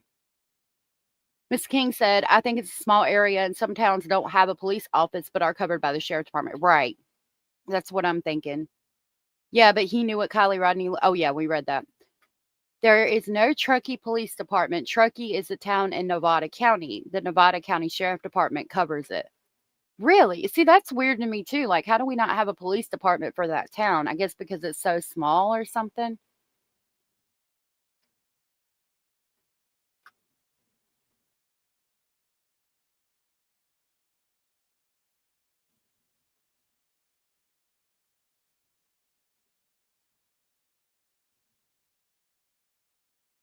And I want to stress that, like, again, I don't agree with what he said, but there's some shit that's weird in this case. All right, so Nevada County Sheriff Department appears to be a housing complex with no cop cars at all whatsoever. If the YouTuber actually called Nevada County Sheriff Department, he would have his answer. Oh, okay. See? Well, there you go. Unincorporated towns don't have civil service workers. Yeah, and I would think that he would have called. Like, I would have called. Just random cars and kayaks. So, on Google Earth, in front of Nevada County Sheriff Department, there's another Nevada County Sheriff Department. But when you click on that one's also not a police department at all. Nevada County SPU. It's just a dingy little hut with SPU on it. Don't even say police or nothing. So I looked up what SPU even means in abbreviation form. Everything that I found doesn't involve police departments at all. So this says SPU, Standard Product Unit. SPU is the smallest unit of a commodity information aggregation. It is a set of reusable and easy to retrieve standardized information which describes the characteristics of a product. Let's look it up.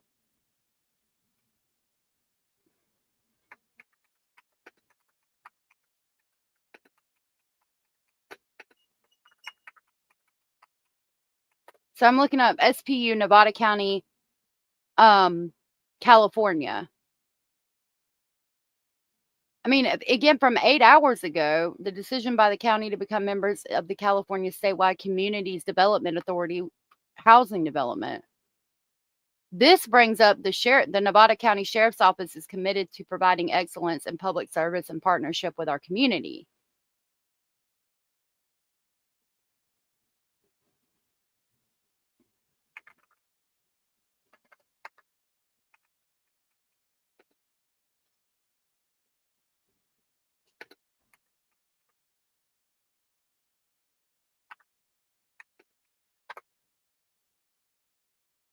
Okay, so if I say, what does SPU stand for, Nevada County, California, it brings up the Sheriff's Property Unit. And Nevada County, California, SPU stands for the Sheriff's Property Unit. This unit is responsible for the management and handling of evidence and property related to law enforcement operations within the county. But if that's what's coming up when he's trying to find the actual sheriff's department, that's interesting because it's just showing where they keep shit. Where I live, there's no police department. They send out state police if you need an officer. Interesting. It's easy to think conspiracy when it's actually low tech and not updating their websites. Yeah, it is. You're absolutely right about that.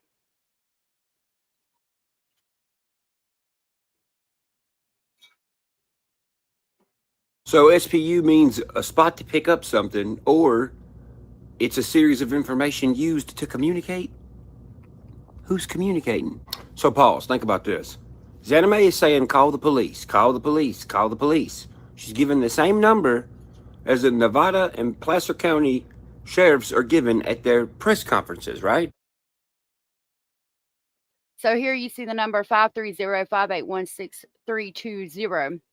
Real quick, for those of you who don't know who Upchurch is, he's a famous singer, and I'm going to share with y'all my favorite song. This one I think is the most popular one. It give you an idea of who he is. We'll go back to the video. Baby, stop, baby. No neighbor can shut me up. No, I don't know what he said. I didn't know. I know that one part says no neighbor can shut me up. No snake can scare me or something because I've been bit by a moth. I don't listen to that one as much. Vicky H said in Nevada County, SPU on a building or sign typically refers to a sheriff's patrol unit, which is a location or base for sheriff office patrols. Thank you for that information.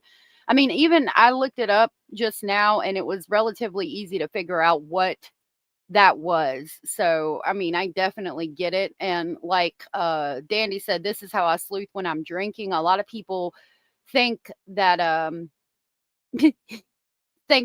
he might have been under the influence of something in order to put all this out or whatever, you know. The only poison I've had is it's interesting. He's well known though. He makes good money, or at least used to. All right, so he was talking about the phone number, and the tip line is 530-581-6320 for Kiely Rodney. Okay, well, look at this spokesperson, self-proclaimed on the bottom of the screen as the sheriff. What is her name? Angela Mulasalam, Placer County Sheriff is what it says. I'm going to move that. SPU is where they keep ATVs and all their gear for the sheriff's department. It's not spooky or even interesting, at least in Nevada County. I've lived there most of my life. Thank you for the information. See, you guys are giving me this information and it's relatively easy to find. So I do definitely have questions about what he put out and what he said, but there are some questionable things that happen surrounding her death as well, I think.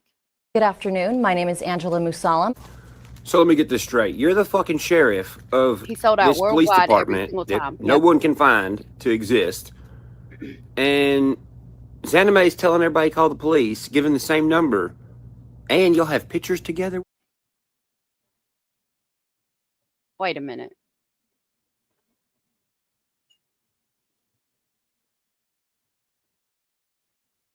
That could be a different person. Interesting nonetheless, but definitely could be a different person. I think the nose looks a little weird, but I'm not sure. So this Angela Musalam lady who knows Zanime is the police, right? Well, that's what I thought. So now this lady who's been with the Placer and Nevada County police all week doing press conferences saying she's the police. Now that police station that I can't find no information about is saying she's not the police. So, Zanime, what are you doing? You telling people to call the police that is not the police. It's really your friend that you have pictures with? Well, no wonder y'all don't want anybody to look into this shit, because it is 20 kinds of fucked. By the way, this case never fucking ended, by the way. You want to see the actual fucking chain of events? So here's the... Okay. Now, we could look into several cases and do things like this. Like, if we let it go and go and go and fall down all the rabbit holes, we could probably do this with several cases. That might not be anything or mean anything at all. Even things that aren't suspicious, I'm sure if we dug enough, we could find enough rabbit holes that made it more suspicious than it actually was. So I definitely get it. And I see, like Dandy said, I think that's the best way to put it. That's how I sleuth when I'm drinking. I think some things like that happened here. So here is his timeline of what happens. Chain of actual events. August 6th. Kiely goes missing. August 7th, the mom is on internet TV. No, Buck. August 8th, down, yeah. Some YouTube detectives come along. August 9th, a vast search from the actual Truckee police happens. By the way, they don't find anything in the lake or any evidence of any fucking party at all. Then, on the 10th, the press conference comes from Nevada and Placer County. By the way, Placer, Nevada was never involved in the search. There is 0 pictures of them searching or looking for anything. August 15th, the search dies down from Truckee because they're like, what the fuck is going on here? August 20th, the same day that the Truckee police are like, hey, the search is going to die down, AWP shows up. The next day, AWP finds the body in 35 minutes and they confirm that it's her on Facebook at 2:30. How can you confirm it? You're not a coroner. You're not a fucking cop. You're a YouTuber.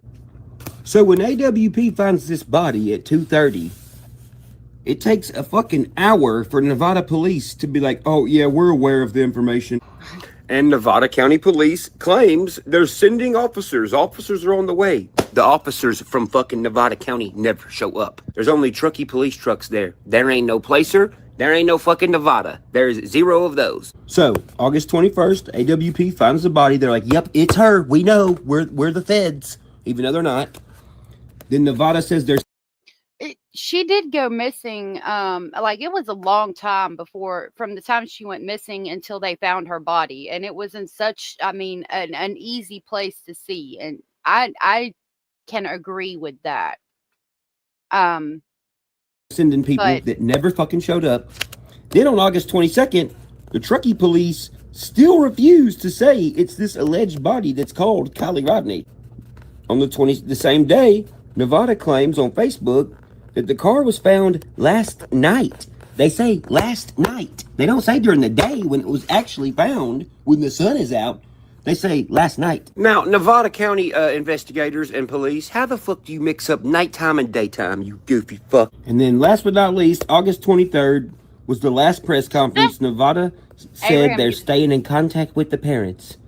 Why ain't Truckee in contact with the parents? And why the fuck is Truckee the only police force that was even there?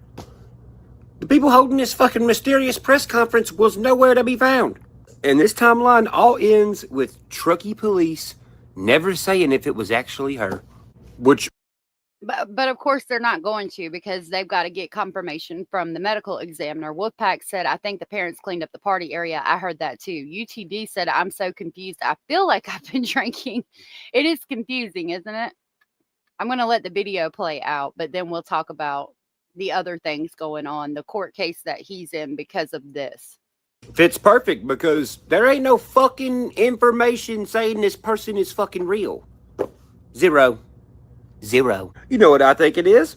I think these motherfuckers are selling foreign kids that have no documentation, which is why there's no information on them. I think they're giving them bullshit names, And I think they're communicating with each other using Google Maps and some weird fucking terminology for when these kids escape and they have to go find them. So they use fake police departments online to be like, oh, we're doing a search, y'all. Hey, we're searching. Then all the weirdos that know this language see it, they get online, they look, and they go search and find this shit, which is why it's this weird fucking community thing going on that no one understands. So you know what I would say? I'd say focus on Icked I'd say focus on Zanime. I'd say focus on Tony Dodge. And I'd say focus on Popcorn Planet, because all you motherfuckers are weird and tried to cover this shit up. Even though it's blatantly obvious when you lay it out that it's all fucking bullshit. Or, and if So basically, he thinks that there was some kind of trafficking going on and that Kiely Rodney was a different person who got free and escaped, and they were trying to locate her before they got busted with their trafficking operation. And they communicate by using Google Maps and shit. It's crazy. Got my full hat on to protect my brain from this. I think this is the point he exits reality, right? It's a very bad look for law enforcement. Even if they looked for the car where her phone pinged, they would have found it. They didn't need a specialist underwater team to find it. It's embarrassing. Right. I agree with that. I mean, and I can say that that's weird to me. And there's other things weird in the case. But yeah, he definitely needed to take a step back. I can agree with that as well. it is all bullshit, why y'all trying to cover it up so bad? What function do you got going on that involves this? What are you selling? What kind of money are you making? Because all you motherfuckers don't make all this money off your YouTube account. Your YouTube account fucking sucks. Y'all don't get any views hardly at all. So how are you making all this money unless you're selling something that no one knows about? Bitch. Zanime, your YouTube channel consists of you doing not a fucking thing but watching what everyone else is saying.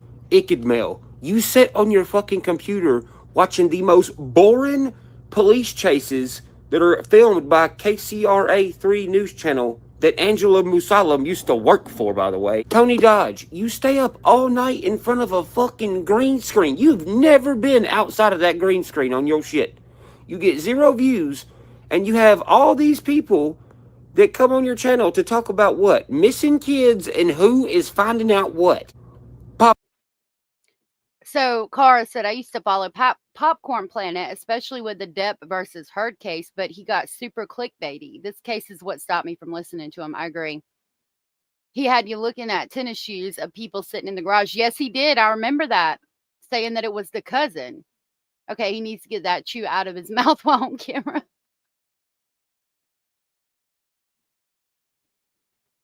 Popcorn Planet, what the fuck do, you fat bitch? You don't do nothing either.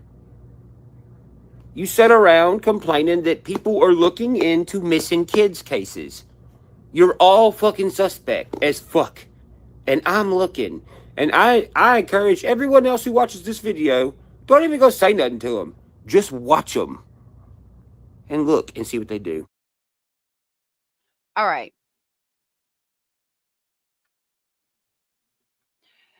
So that was basically what got him in trouble, part of what got him in trouble and why he's being sued by her family. Hey, Mrs. North. I hate the Mustangs look like that. I like Icked. I don't know how to spell it. Oh, yeah. I think he's cool. I actually did unsubscribe from Icked, but not because of this case. He said some stuff that I really didn't agree with, and I can't even remember what it was. That happens. It was a wild ride for sure. Absolutely. I can definitely agree with that.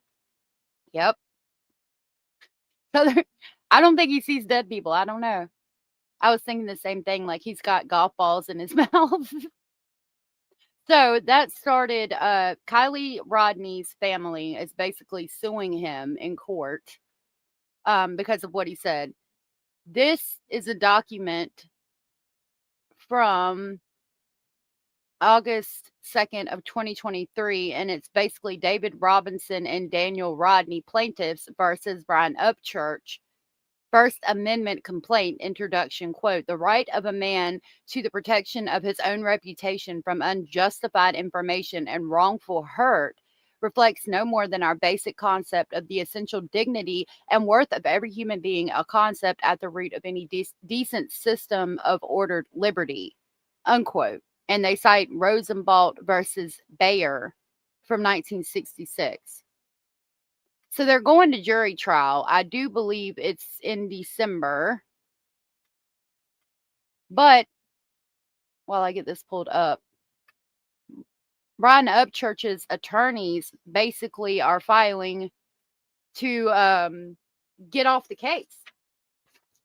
And if it's going to court in December, that's not a lot of time for him to find another attorney. So I have this document on Patreon. I did get this document from Plunder's Patreon, which I'm going to drop her channel real quick. Make sure you check her out. She's got a lot of really great information on her Patreon. A lot of interrogations. I mean, it's just so much. So very much. Let me grab that real quick like. All right, there is the link to her channel. Miss King of Anything said, I don't watch him very much and I'm not subscribed to Icky Mel. I'm not subscribed. I've watched a few of his streams, but I'm not, you know, a follower or anything. Kalisa said, but you've got to understand, a lot of so-called conspiracies are actually caused by laziness. Law enforcement and government in this area are promoted by you-know-who. I didn't know that. I mean, so with it being California, I mean, yeah, I could see the possibility of a lot going on. I think they were lazy and claimed all these work hours to get paid for it. It was freaking weird that, number one, a girl would just drive into the lake and nobody fucking knew about it. Nobody heard the car. Nobody saw the car. The lights were on underwater for over an hour. Nobody did anything. She's not in the front seat. She's all the way in the back of the vehicle. In the nude, I do believe, if I remember correctly. I could be wrong on that, so don't run with it. And then, you know, we find her car and all these people have gone right over top of it and nobody saw anything when you could clearly see that car from the aerial footage. Adventures with Purpose was there for 10 minutes and found it. Like, it's weird. It really is. Like, you get a job in Nevada County based on who you know, and prominent families are related. DA and sheriff department and judges are all related and good friends. I see. So, I mean, and if he looks into that and finds that, it could be, you know, could cause you to question a few things. I don't think he should have took it as far as he did, but there were some questionable things about the case. So this document reads, in the United States District Court for the Middle District of Tennessee, Nashville Division, under Judge Campbell, Magistrate Judge Holmes. It is David Robertson, ETAL, plaintiff, versus Ryan Upchurch as the defendant. Excuse me. And it reads, order.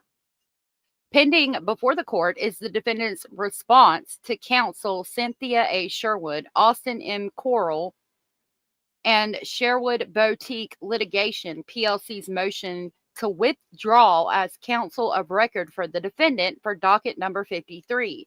Defendant states that the timing of counsel's withdrawal creates significant hardship for him in light of the upcoming trial date currently set for December 2nd of 2025 and the pretrial deadlines, and requests that the court deny this motion to withdraw.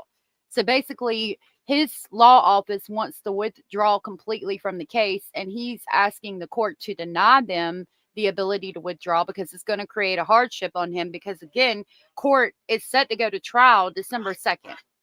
He doesn't have enough time to basically get another defense counsel for them to go through all of the evidence and everything that's supposed to happen and be ready to go to trial December 2nd. Upchurch is from Tennessee. When they left all the evidence, contents of the vehicle in the bottom of the reservoir. Yep. Ryan Upchurch is in Tennessee and never moved out, never wants to move out. It's his hometown. Yep. And if Kiely Rodney had rich, well-known parents, they would have actually been searching for her. Her parents owned some kind of like getaway or like a hotel or something, like up in the where you go skiing at or something to that effect, like a ski resort or something like that, if I remember correctly. I mean, again, it's been years, but they had money. And it was found by regular citizens snorkeling in the area. Oh, yeah. All of her stuff, the laptop and everything. I remember that now that you say that, Wolfpack. Yeah. the laptop and a bunch of other shit was found by a citizen snorkeling in the area, and I think that was after the fact. You got a bunch of crazies. Hunting lodge, yeah. And it was like really popular or something in the area. There's a lot of crazies everywhere, love. All right, continuing with the document. As set forth in the court's September 24, 2025 order, docket number 52, counsel has met the requirements of Lock Rule 83.1 subsection G, and the court finds that counsel's withdrawal is appropriate. However, the court recognizes the potential challenges counsel's withdrawal may impose on defendant, particularly in light of the developments that have occurred in this case since it was filed more than 2 years ago and the impending trial date and pretrial deadlines. Accordingly, the trial date, which is currently set for December 2nd, 2025, and all pretrial deadlines associated with the original December 2nd, 2025 trial date, will be continued and reset by separate order after defense new counsel files a notice of appearance or defendant notifies the court that he will proceed pro se.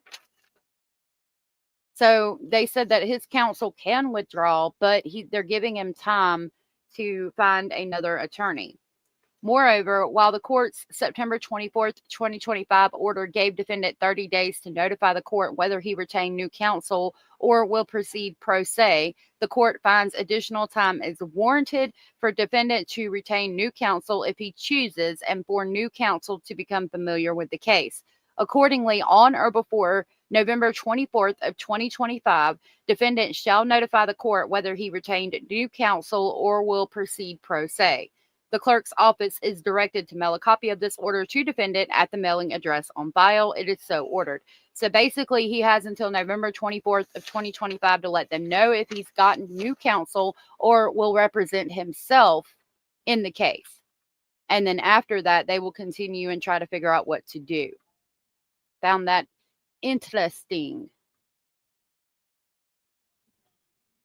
And I'm going to try to keep up with that case. If they stream it, I'm going to stream it live for you guys as well. All right. So now we're going to talk about. Sorry, hold on. Now we're going to talk about opening statements in this court case that Law and Crime has been filming for you guys. Or live streaming. I apologize. I found this, and it's the toddler that got stabbed homicide trial defense's opening statement. I am working on finding both of their opening statements. I did find this that I wanted to read you guys, give you guys a little bit of background on the case, and it reads: trial nears in killing a 3-year-old outside of a store. It was in Cleveland. Jury selection could wrap up Monday in the trial of a woman charged with the homicide of a 3-year-old boy and a stabbing outside a North Old Olmsted grocery store. Bionca Ellis, 34 years old, of Cleveland, faces 10 counts, including aggravated homicide in the death of 3-year-old Julian Wood in June of 2024. Ellis also faces assault charges for allegedly attacking the child's mother. Jury selection started Wednesday. Opening arguments could begin Monday if a jury is seated. Ellis has pled not guilty by reason of insanity. And there is our defendant. Well, we've got the opening statements from her defense team specifically. So let's see what they're going to say and talk about it. So this is from Court TV. It reads: defendant is Bionca Ellis, 33 years old at time of the incident, accused of stabbing Margaret Wood and her 3-year-old son Julian in a parking lot. 34 years old. She has no felony convictions. She has suffered from mental illness since the age of 22. It is upsetting that all these babies keep dying. I wonder why all these children have to die. It is real upsetting. It really is. Rhonda said, I cried when they showed this case. It was so sad. I haven't seen anything about it, so I'm going to kind of learn about it with our speculating family today. Woodpack said, why doesn't he just settle out of court? Good question. I think they were wanting millions of dollars. And he feels like it's, protected free speech, I'm sure. I don't know if she's special needs or not. Lorianne, that was the Kiely Rodney case. She wanted a store stolen. She went in the store and stole a knife, then went to the parking lot, stabbed the kid in the head, and then the mother, she is sick, must be mentally ill. Why would you do that? This is a hard case. I don't know much about it, but I can already tell. I agree, Cara. Donna said mental illness is not an excuse for evil. Exactly. Yes, ma'am. Boom, boom, boom, bop, bam. And why are people able to get away with that? Special needs, as in, does she have a mental defect, which is, what she's going by. Reason of insanity due to mental defect, I'm sure. Not being mentally stable. You're welcome, Lorianne. Her court appearance is horrible, too. She didn't give any fucks. I don't doubt it. I hate excuses. I've had mental health issues my whole life and never thought of hurting a child. Me too, Kate. Yeah, they were strangers, I do believe. She just went out there and stabbed them. Everyone does. Everyone hollers mental illness now, and it's getting to a point I just can't take it. She knowingly stopped taking her meds. For that, she is 100% culpable. She knew what she was doing when she stopped taking them. I agree. I had a doctor's appointment. Well, we're talking about this woman who stabbed a toddler and a mom in a parking lot. Horrific. Diagnosed with schizophrenia. And Bionca has been treated on an outpatient basis. I agree with that too. At a place called Murders Taylor for almost 10 years. There's been a lot of ups and downs as it relates to her treatment. You'll hear from her mother, Yolanda Eggleton, and she'll come in and she'll testify the struggles of trying to get Murders Taylor to medicate Bionca. Because Bionca, when she's on her medication versus when she's off her medication, she's two different people. And she pushed hard for Murders Taylor to try to do something about Bionca being on medication. But if she knowingly stopped taking her medication, then that's a fucking problem. Like, I agree with Kalisa. It's not an excuse, but we need to figure out a way to fund mental health care for everyone, because it's very hard when you can't afford to see a psychiatrist regularly or pay for psychiatric meds. And I agree with that 100%, but she knowingly stopped taking her meds and then did this horrific thing. And taking care of others' mental needs will help keep us all safe. I agree with that 100%. If a mentally ill person does this, then they don't belong out in society. They are flat out dangerous. Schizophrenic patients are notorious for not taking their medications. And I don't want to classify all schizophrenic people as doing something horrific. I've known people with that disorder myself that, again, would never hurt a fly. But if she knowingly stopped taking her medication and then went out and committed this horrific crime, absolutely, she needs to be put away for years. She doesn't need to come back out into society, because there is a chance that she could stop taking her medication and do this again. Wolfpack said, I think paranoid schizophrenia with active psychosis will qualify. They cannot distinguish reality. And I agree with that, but if your medication is keeping you from doing this and you knowingly took it, I got a big problem with that. And Murders Taylor's response was, she doesn't represent a danger to herself or others. So there's nothing that we could do. We talked about that yesterday. She'll tell you how she lost contact with Bionca over the course of 6 to 8 months prior to this incident. And I'll tell you that no one's going to dispute, the evidence will show that she's a mentally ill person.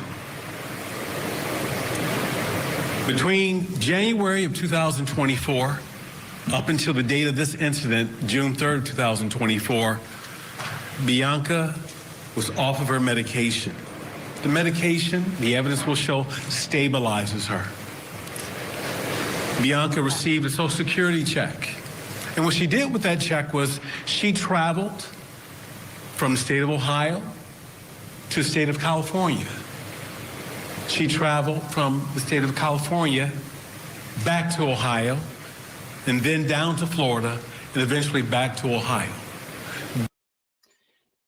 So we've got the layout of a person who is got something going on to be using their disability check to travel all of those places. Like, yeah, I could see how there's a layout for, something bad about to happen. The mom has lost contact. She's going all over the place with the disability money, but still, it's not an excuse. It's not an excuse. I don't think she'll have a choice, Dandy, in prison, but to take her medicine. It angers me so much that she took herself off her meds, knowing that she was unsafe to everyone without them. She made that choice, and she needs to be held responsible. Boom, boom, boom, bop, bam. I agree. I didn't mean to sound harsh or unfeeling, but I just don't believe all these other people have mental illness is an excuse to get off with these crimes. I think that sometimes it is. Sometimes they try to play that card when they don't necessarily, they shouldn't be able to. I have schizophrenic family members. Unless they were monitored daily, they would often quit taking meds, which stabilize them. That's not good. That's not good. During that time frame, I'm sorry, love. there were many occasions where Bionca exhibited mental illness. There were occasions where she would go to a particular location and try to get herself arrested because she's living in a homeless shelter, because she's living on the streets. She's trying to find structure. I think the evidence will show that during her mental illness, she tried to find places of refuge, unsuccessfully.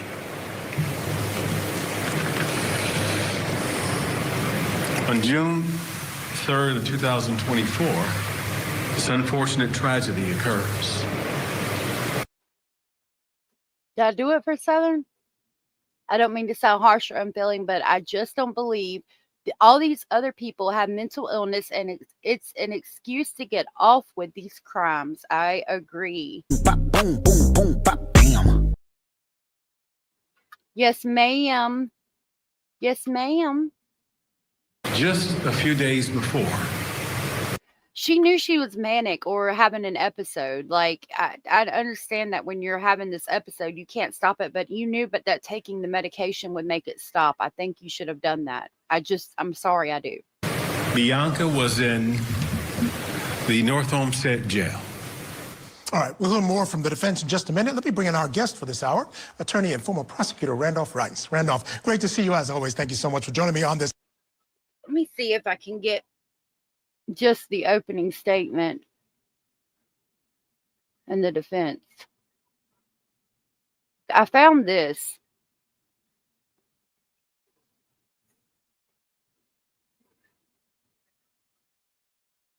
I'm trying to find the actual opening statement, not the analysis. We're going to go back over here for right this second, I suppose. Monday. While I look for First it. and foremost, let's start with what we heard from the prosecution. Now, we know this is a case where it's not guilty by reason of insanity is what the defense is claiming. But the picture painted by the prosecution, very compelling, it basically said, look, she went and picked the knife, then she picked the victim, then she tried to get rid of the knife before she was arrested. All those things suggest someone who is perfectly in their right state of mind. What do you make of their argument? Yeah, Michael, that was really smart and you pick up on that. I think what she was saying, and she said at the very end of her opening is listen to the words and watch the actions of the defendant. And that's going to be their counter argument to this not guilty by reason of insanity claim that the defense is going to be making. Words and actions, those are what is going to be important for the prosecution to get over that claim by the defense. Now we've seen. So if she, had the state of mind to go pick the knife and all that, yeah, I can see what the defense is saying too. That she was, she had the presence of mind to do all that. Therefore, she should be held accountable. It's going to sound super rude, but I feel maybe if you can't have kids without doing this, you either shouldn't have kids or you shouldn't be the sole person by yourself. Like kids will definitely, if you can't have kids without doing this.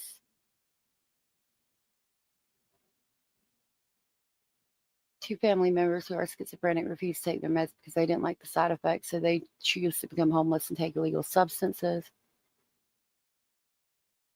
No, there's people, but it seems like, yeah. I disagree. People who stop meds think they no longer need them. When they are in a manic phase, they are not aware of it most often.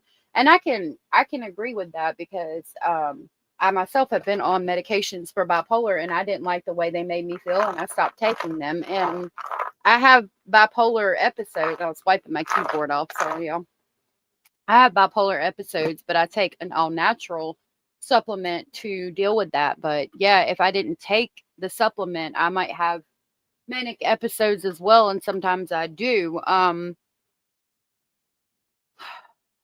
But it's still a problem that she went out there and killed a little baby, you know, a toddler. This could have been prevented if she didn't stop taking her meds, so I have no sympathy for it. Right, that's a big thing for me. She stopped taking her meds. Yeah, their mental illness is never an excuse for harming others. She stopped taking her meds, and then this happened. Like, that's a problem. I can see both sides of the coin. And I can respect that. It's just, I think she needs to be held accountable and locked up where she can't possibly stop taking her meds again and redo this. It's hard to find. Yeah, it is. A lot of people on meds for mental health believe that they're doing fine and stop taking them. It's a vicious cycle. I agree. Lorianne. We've seen lots of cases here, Randolph, where NGRI, or not guilty by reason of insanity, is argued by the defense. The ones that are successful seem to have the building blocks that we seem to have here. Someone who has struggled with it over the years, has a diagnosis, someone who needs drugs to function in society, someone who was not on their drugs that day, and someone who does something. Because when you look at it from sort of afar, you take away some of the real tragic elements of it, the fact that a child was killed, a mother was stabbed, for no reason at all, no connection at all. It really is one of those things where it kind of speaks for itself. Who would do that except someone who was in a psychotic state? And there's the baby that she stabbed. No, but I agree. She didn't know them. She didn't know anything about them. It would definitely have to be somebody that was in a psychotic state. So whether she gets off on this or not due to mental illness, I think either way she needs to be kept in a facility for the rest of her life so that this doesn't happen again. I know, Lori. I'm sending thoughts, prayers, and good vibes to all of us with mental health issues because I too have mental health issues as well. She needs psychiatric supervision. I really think we need a better system in this country. I agree.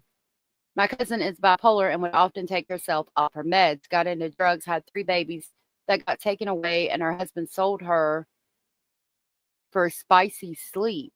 It was hard to watch. I'm so sorry, Miss Woozy. That's horrific.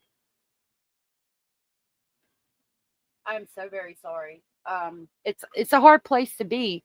And like I said, I myself have taken myself off of medication because I thought I was doing just fine. And I didn't like the way it made me feel. And I still don't like the way psychiatric medications make me feel. That's why I personally choose to go a natural route.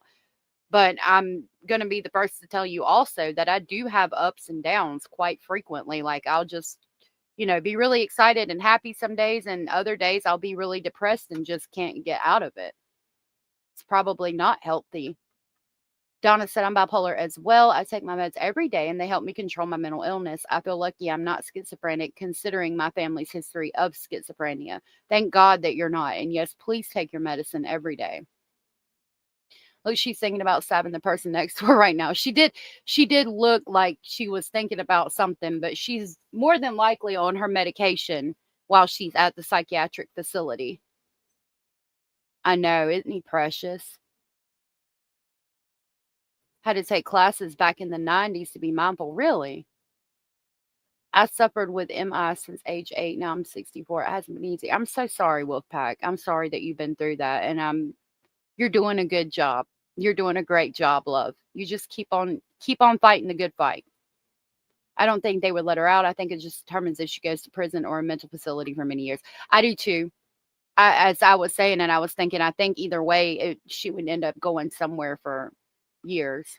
have experts, they're going to go against each other. What do you Look make at of that This baby. idea that there are the building blocks here for a case that could find success in NGRI?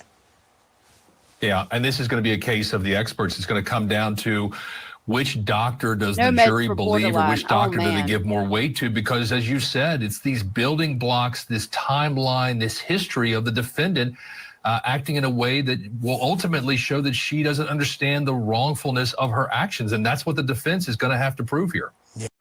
So yeah, I would need to know what she did right after she committed the act, because remember we were talking about the guy who committed the homicide of the 2 teenagers who were out camping yesterday, and how he tried to pull their bodies to basically conceal them. That shows that you knew it was wrong because you're trying to hide the body so you don't get in trouble. If she just, hung out in the area, basically her actions right after the homicide are going to probably be the determining factor. Did she try to hide from what she did? Did she admit it? Did she, could you tell that she knew it was wrong, basically? Cindy said she won't get off. If she's found mentally insane, she still gets locked up in Lockheed Mental Hospital. Those places are horrible. They said she tried to hide the knife. I might be a bit jaded about this issue because of it. I get it. My cousin has borderline personality disorder and takes Lamictal, and it's helped her. Constant counseling helps as well. I was on Lamictal at one point. I have anxiety and depression, but it comes out in anger, so I yell a lot, but I've gotten a lot better with my meds. I yell a lot too. Me and my daughter have borderline, and there are no meds. I'm so sorry. That's horrible. They need to come up with medication for that. And I think with all that history that we're going to hear, as you heard there in the beginning of the defense's closing argument, it's going to be very helpful to them in their case. Randolph, stand by. Before we go to break, I have an update for you in Texas, where a man originally set to stand trial starting today was sentenced to life in prison after pleading guilty. Just moments before his trial was set to begin, Darian When my hair We started talked about thinning, I Darian wanted- Brown, and you brought it up again just a minute ago in chat. He was accused of taking the twin boy out of his crib, killing him, and leaving him in a puddle of blood on the road. Evidently, the mother knew him. Which is sad. guilty to first-degree felony murder for killing 4-year-old Cash Gernon. A video obtained by the Daily Mail shows Brown abducting Cash while he was sleeping in his crib. Prosecutors say that Brown later stabbed the child to death about a half-mile from his home. Initially, we had planned to go forward on the insanity defense, right? Yes. We really believed that we could win on the insanity defense, right? Yes. But after looking at some of the evidence, some of the other doctors' reports and things of that nature, you decided that you wanted to accept responsibility and plead guilty to murder. Is that correct? Yes. And you understand we could still go to trial, right? Yes. But that's not what you want to do. That's not what I want to do. Interesting. Hannah said, I have borderline personality disorder and other issues. My borderline personality disorder is under control due to DBT therapy. I take meds for my other issues. I'm glad that it's under control, and thank you for sharing that. So people know what they can ask for at their healthcare providers for help with that. I have therapy every week and stay on task. I'm getting better. That's good. I'm glad. This is part of why I want to get into forensic psychology, because it would be nice to be a part of making changes to policy and practice in mental health, so people have to get the help they need. I agree, and I'm glad that you're doing that as well. Lori Ann says, Hannah, I took those classes as well. And to help make it mandatory that mental health services are available to everyone, not just those who can afford it. That would be amazing if we could do that. I think it would help with a lot of these cases. Now, Brown was initially charged with capital murder, kidnapping, and burglary in the May 2021 death of Cash Gernon. At first, Brown was deemed incompetent to stand trial, but was later found competent after mental health treatment. Now, after Brown was sentenced to life in prison, prosecutors read 3 victim impact statements from Cash's family, including one from his father. This statement is my son's defense and should be communicated a clear message. As a father, I would have given my life defending his. And from this day forward, my life will be spent carrying his memory in a way that will impact the lives of others. Initially, I was in favor of the death penalty, But my son's death wasn't painless or humane. You made sure of that, so now I'm opposed to you having the option to leave this world without first living out the days that you stole from my son Cash. All right, folks, we'll take that break. Still to come on Court TV, the defense finishes its opening statements in the toddler stab murder trial of Bionca Ellis. Keep it here on Court TV.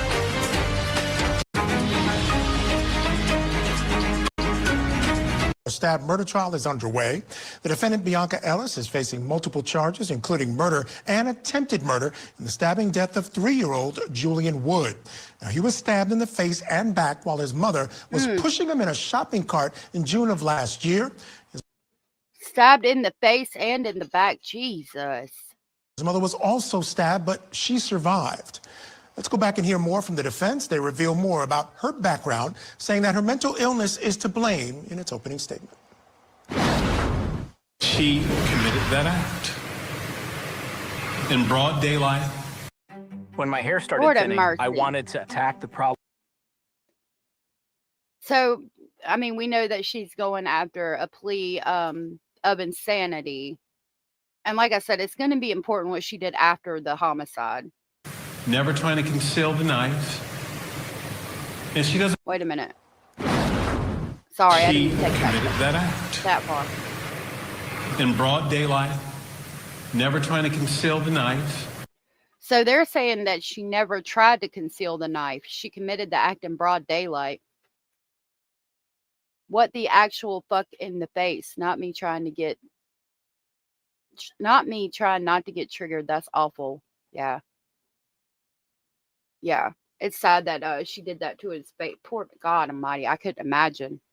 No one should be without health care regardless. Health care isn't a luxury. I agree. And I don't think that we should treat it as if it is one. Sending love and constant prayers for you both. That is so sweet. Y'all are so sweet. I love our speculating family. You guys are all amazing. So sweet, caring, and loving to each other. I love you all so much. And I'm sending thoughts, prayers, and constant healing for all of you as well. I agree. So many of our problems could be solved by covering extensive mental health for support for everyone at no cost, including monitoring to keep regulated on psych meds. I agree. Oh, you're okay, UTD. I just wanted to make sure that we knew that what they said correctly, because I think that would hinge, the whole defense that they're trying to do would hinge on that specifically. Did she try to hide the homicide weapon or not? You know what I mean? And she doesn't run away. She walks away. Knife in hand. Still carrying the knife after the attack is done. The evidence will show that there was no rational motive for her to have committed this offense. There's evidence will show that there's no relationship between she and the victims in this case. She still has a knife in hand. Love you. Goodbye. At the time that the police confronts her. And she does drop it. Bionca's brought back to the police station. And eventually, she's interviewed. There's evidence of mental illness that occurred as a result of her responses in that interview.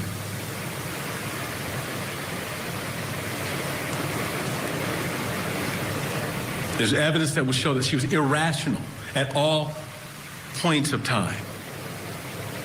During that interview, while in the jail, even when she arrived in the county jail, sitting naked on the floor.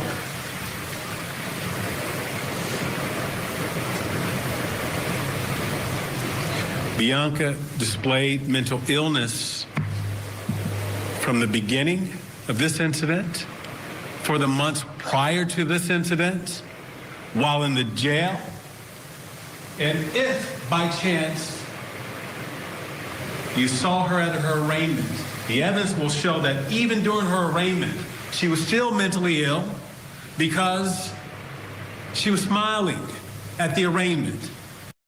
And all of that makes sense. Like if we're showing a history of she stopped taking her medication, she's no longer on her medication, and we can prove that she wasn't in her right mind because she didn't show any of the things that a normal person would do that's just trying to cover up a crime, not trying to hide the knife, not sitting naked on the jail cell floor, and even being at the arraignment. Even if she told them she was schizophrenic, got put back on her medication, it would take time for it to build up in her system. No rational person also is going to go, more than likely, going to go to California, back to Ohio, then to Florida, back to Ohio for absolutely no reason at all on a disability check. You know what I mean?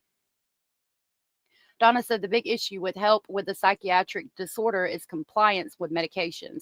No amount of free psychiatric care will help if the patient is non-compliant. And I agree with that. We need to, I think we need to make it like promote taking your medication, making sure that it's a good thing, making sure that you're checking in. I mean, I don't know how we could force somebody to take medication that they don't want to take unless they were in some type of facility. But I also don't think that we need to lock up all mentally ill people to make sure that they take their medication. I don't know what to do about that specifically, but I think that if medications and healthcare was free, that we would have less of this crime, but it's not going to knock it out completely. Lorianne said, just a heads up, we wouldn't have this wonderful community if it wasn't for you deciding to throw yourself into it. How very sweet. Thank you. You guys would have this community somewhere else, but I'm glad that you guys have it here with me. You guys touch my heart all the time. And I love our speculating family so much. You guys are amazing. You're so very thoughtful, intelligent, compassionate, loving, caring to each other and to the victims of these crimes that we talk about every day. And thank you guys. I really enjoy. I feel like we're sitting at like, a kitchen table just talking about things that we're looking at. I really love the environment that we all have created here. I only ever comment here. Really? How very sweet. Hopefully, though, with better health care, they would get better help from the start of the issues. Exactly. Most sites are toxic. There are a lot of toxic people out there. You got to be careful. But I appreciate you guys. And like I said, I very much enjoy our speculating family environment. Thank you. The evidence will show that she answered the judge in Spanish when being asked questions. The evidence will also show that we had a difficult time communicating with Bionca. So much so that Dr. Sarah West became involved in the case. And she had to make an evaluation of whether or not she was competent to aid in her defense. Well, so UTD said, how could she travel around everywhere? She was showing signs. She was in the right mind to find her way. And yes, that's true. But why was she going to these places? With somebody that's schizophrenic, it wouldn't necessarily mean that they couldn't find the way to get there.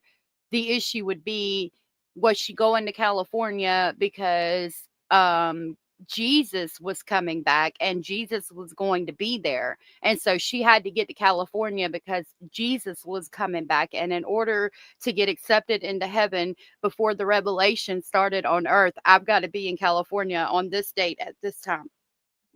So that's where I'm going. But Jesus didn't show up, so I'm going back home. And then now Jesus is supposed to show up in Florida, and I've got to be there. I've got to be there because if I don't show up in Florida, I'm not going to be able to save the entire world from damnation. So I've got to go to Florida. I've got to be on highway, 93 at 2:04 p.m. on October 17th of 2025. And if I am not there at 2:04 p.m., the whole entire world is going to risk damnation because I'm not there. Things like that. You know what I mean? Bye, Cara. Have a good day. I'll pull up some of the symptoms of schizophrenic person. It would be more so not that she couldn't find her way, but why was she going there? What did she think she had to do to go these places?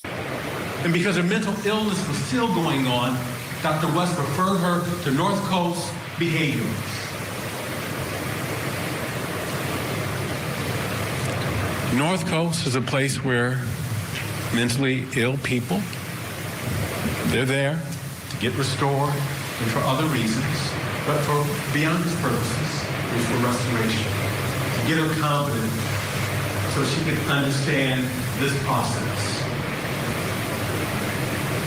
So after the competency evaluation, Dr. West was requested to evaluate her for sanity.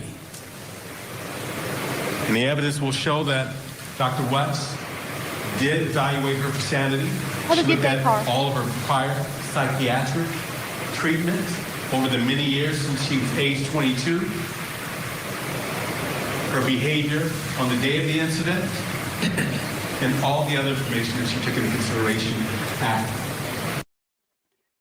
So I looked for examples specifically of schizophrenia. These are some symptoms or things to that effect. UTD, it says schizophrenia is characterized by a range of symptoms that can affect a person's thoughts, feelings, and behavior. Here are some examples of the symptoms associated with schizophrenia. And the symptoms would be hallucinations, delusions, disorganized thinking and speech, and disorganized or unusual motor behavior. So hallucinations, seeing, hearing, smelling, or tasting things that do not exist. These can be very real to the person experiencing them, even though others cannot see them. Firm beliefs that are not based on reality, such as believing they are being harmed or harassed when they are not. Difficulty in organizing thoughts and talking in a coherent manner, and behavior that is not focused on a goal, making it hard to perform tasks. These symptoms can vary in severity and may develop slowly over time. Early detection and treatment are crucial for managing the condition effectively. Excuse me. Didn't mean to sneeze in the microphone. So it says, for example, someone might lose track of what's going on in a TV show as they're watching. Basically, she might have went to California because she thought if she didn't, Jesus would strike her dead in Ohio. So she couldn't be in Ohio because she had to go to California. So Jesus didn't strike her dead. And then she went to Florida because there's a woman there that's going to kill the entire world if she doesn't do anything to stop it. And she's the only one who knows about it. So she has to get there in order to kill this woman who, if she doesn't kill her, is going to take over the world and damn everybody to hell. Things like that. Thank you. Thank you. There are no easy answers. Medication compliance is often the only answer for the safety of others, but forcing it on a person seems to be a violation of their rights. I agree. Mental health is real. It definitely is. And Dr. West made a determination that she was insane at the time of the offense. You'll hear that evidence. But the state has a right to have their own doctor become involved. And Dr. Knopfsinger also made his evaluation, and he made the opposite determination. You'll have to make that determination based on the evidence that's presented in this case. You'll hear from some other doctors that dealt with her while she was at North Coast. And at the end of the day, you will have to make the determination. And I told you in the beginning during jury selection that she acknowledges through her lawyers, whether she testifies or not, that she's responsible for the murder of Julian. She acknowledges through her lawyers that she's responsible for the attempted murder of Margot.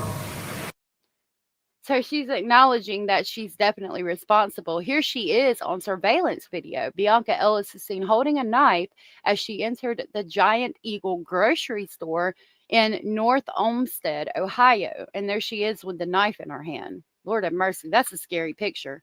It's a made-up scenario that seems very real to them. Exactly. My grandma was schizophrenic and was in a halfway house when I was a child. They monitored her meds daily, and she was free to live in society due to that monitoring and med compliance. I think if we could do that, yes, that would be great. I'm assuming your grandmother was in that halfway house because something had happened before where they verified that she was not taking her medication because some kind of action that she committed. So therefore, she was put into that halfway house, and they made sure that she was on her medication. I think if we could do that, that would be great. But I think the person would need to offend somehow first. And then, again, that offense, depending on the severity, could end up taking someone's life or whatever. So there's not really an easy answer. Violation of their rights, but what about our right to live? It's a double-edged sword, and there's really no easy answer. I just sneezed right as I did. Your comment, bless you, popped up on the screen. You must have sneezed when I sneezed. He does love his S's. This was so sad when the husband pulled up to the scene asking how his wife was and how the baby. Oh my God. Oh Lord, I couldn't imagine. I could not imagine. Jesus. God bless them. There's no running away from that. That's not what this trial is about. It is the a complicated case. Will show, though, that it is obvious that she was insane at the time of the offense. And no matter what your experiences have been, you have to evaluate that information. That's what we're asking you to do. Lastly, I believe that at the conclusion of this case, you will find that Mr. Johnson and I have met our burden of a preponderance by the evidence, okay? A preponderance of the evidence, and that burden is far less than what the state has to prove. Thank you. Thank you. So that was the defense opening statements. I couldn't find anything else. She is on her meds now. That's for damn sure. Think about Richard Allen and how they were shooting him up with Halidol in court. Found that. I don't know. It kind of reminded me of that. All right. So we got two other little random cases or articles or videos. I don't know which ones they are. Sometimes it's a video. Sometimes it's an article to talk about before we go for the day. And I'm going to continue to look for more information on Bionca Ellis's case, like the prosecution's opening statements, as well as her entire defense team's opening statements. So we are going to go ahead and jump over to this article. It's a video, actually. So evidently, a teen who allegedly committed the homicide of two girls had mentioned one of them online from 12 hours ago. I don't know about this case either. We're going to find out about it together. Next guest has been on this story as well. We're joined by Joshua Rhett Miller. He's the chief investigative reporter for Newsweek. Thank you so much for coming on, Josh. Really appreciate it. So right now, we have this 17-year-old suspect. Hold on. Julian said maybe you should be assessed as to if you need to live in a sheltered housing when you get a psychiatric diagnosis. I think, they do that because if you are at the severity of needing to live in like a halfway house or something to that effect, then you're probably going to be showing signs from a very young age, either young adult or even far back as young child. So they would already probably know that. Again, it's a hard case and it's a hard place to be because while we knew this woman was schizophrenic, we depended on her to take her medication. We can't just say we're going to lock you up just to make sure you take your medication, because that's not fair to people who are out here living normal lives and take their medication. Like, we can't automatically lock people up because they have mental health conditions. However, if they are showing signs that they're off of their medication more than once, or if just once with an extremely dangerous situation to where they're a threat to society, then yeah, they should look at some kind of assisted housing. We saw the same thing on the homicide of the girl in the Ukrainian girl that was on the bus or train in Charlotte, North Carolina. He was schizophrenic as well and thought people were telling him to do it. we can't violate the rights of people just because they have a mental health condition, but we can say, you know, you're displaying signs that you could hurt somebody, and in order to keep that from happening, we need to do something about it. But that's going on, you know, that they're showing signs, and what if they don't show any signs and the first sign they show does take the life of somebody? Like, I don't know how you could handle that. Did you see his live stream he did right after the homicide? No. Okay, so this is that case. I wrote that guy's name down so we could look into it. Vincent Battiloro. I think that's when Mimi messaged me about or emailed me about. Yeah, they're only diagnosed after 18, so it makes sense. Yep. If you have killed or injured anybody, you should be forced to live in a facility. That's just my opinion. I agree, Rhonda. So we'll dive more into this case tomorrow. Currently being charged as a juvenile, 2 counts of first-degree murder. But are you hearing that prosecutors will move to charge him as an adult? And if so, when can we expect that might happen? All possibilities are on the table. Well, first, thank you for having me. No, I didn't. I'm told yet. that all possibilities are on the table.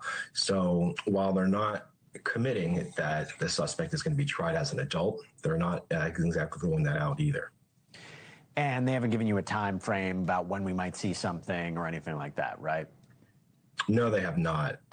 They've actually said that they're going to make no further public comment, citing the state's juvenile laws. I was hoping we are going to talk about this case more in depth tomorrow. I'm going to do some digging and see what I can pull on it. I have not found out UTD. I've submitted a FOIA request on that case, but I haven't gotten any information back.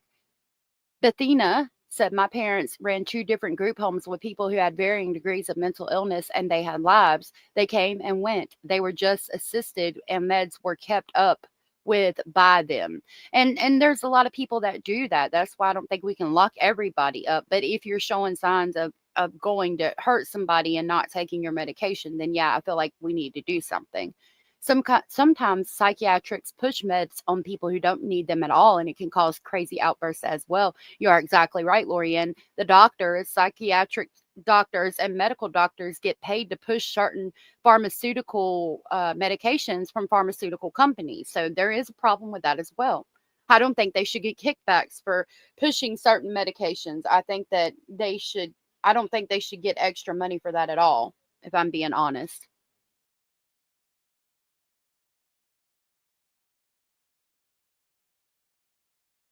Yes, and I second that. God bless your parents. The amount of hoops we have to go through in the UK to get meds is unreal. Really? I thought you had free health care over there. you can clear something up with me. I've seen there's been conflicting reporting on whether or not this Oh my suspect God. is actually in. When my hair started thinning, I wanted to attack the problem head on.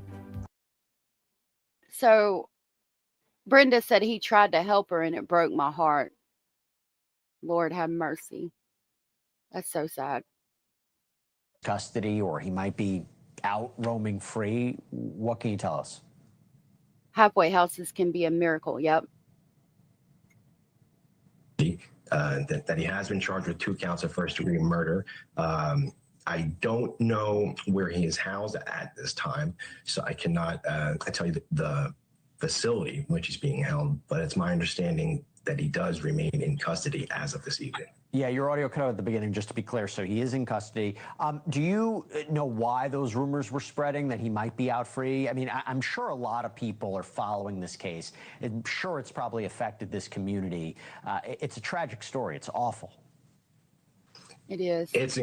It's incredibly tragic.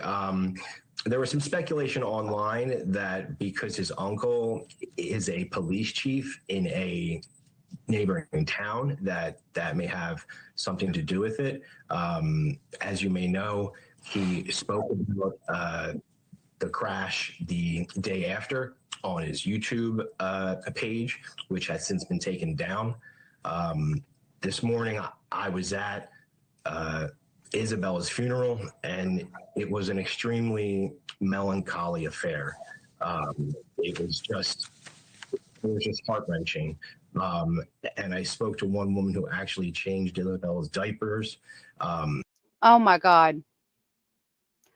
Could you imagine talking to people who knew the victims who changed their diapers? I mean, this is the one I do believe where he hit the girls on an e-bike, like going 70 miles per hour. That's insane to me. So fucked up. Curious, I'm so sorry you went through that. I'm so sorry. Like I said, I think that the halfway houses and things like that can be a blessing for people who need it. But I also think we can't say that everybody on mental health medication needs to be in a halfway house. I don't need to be in a halfway house. I don't, so it would depend on the severity of the situation, I think.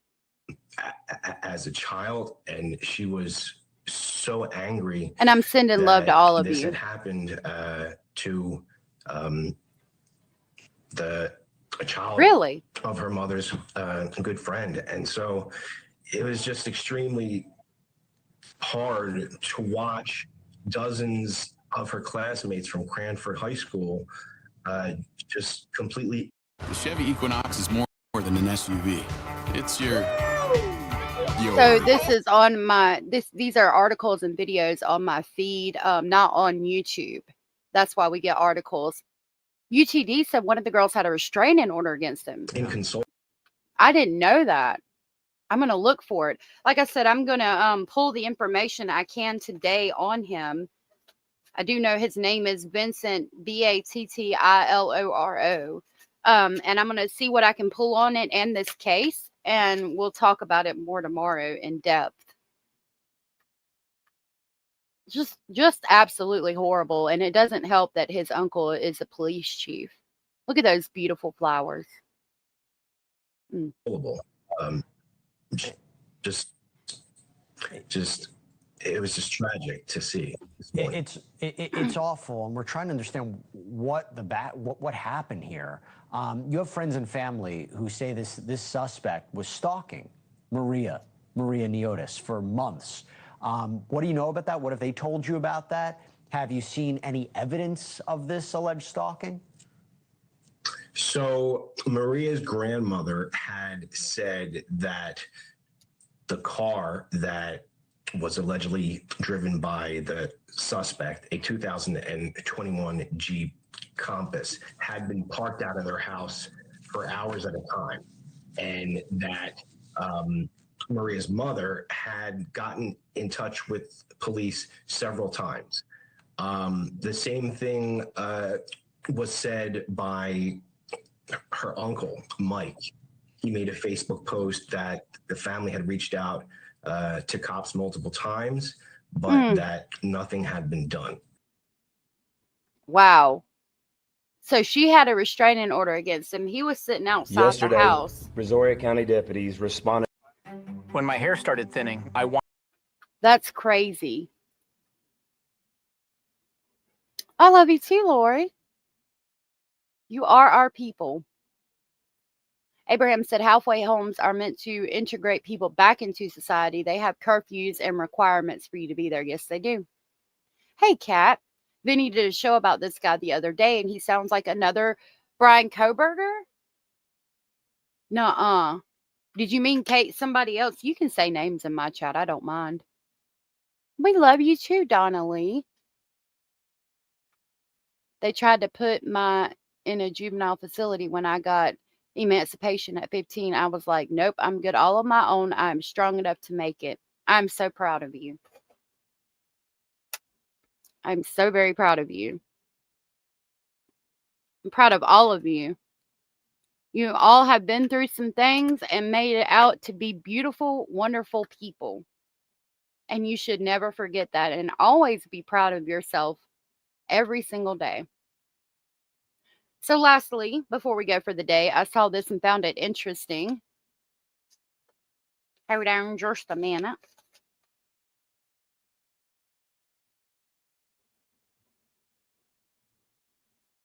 So we got a Sleepy Joe here, whose sentencing was delayed after he refused to get out of bed.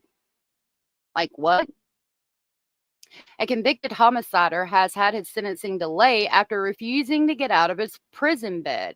Josh Inu, 25, was found guilty last month of the homicide of Rico Andrews, 21, in southwest London. He was scheduled to appear at the Old Bailey for sentencing Monday, but a judge has delayed the hearing after Eno refused to leave his cell at Belmarsh Prison. Judge Philip Katz reluctantly adjourned the case until Thursday for staff at Belmarsh to confirm Eno had been given adequate warning that the sentence would go ahead without him. The judge said, quote, "It's ridiculous when we are manipulated by someone refusing to get out of bed. It is highly unsatisfactory." Why didn't you grab him up and force him to be there? Like, what the Sam hell? Right, it definitely was. Oh, have a good day, Mustang, my love. I hope you have a great day. Hey, Speedle. Okay. Rico Suave. It's crazy. Be safe and remember, we will all be together again soon, hopefully tomorrow. We will be together again soon, tomorrow, Bethina.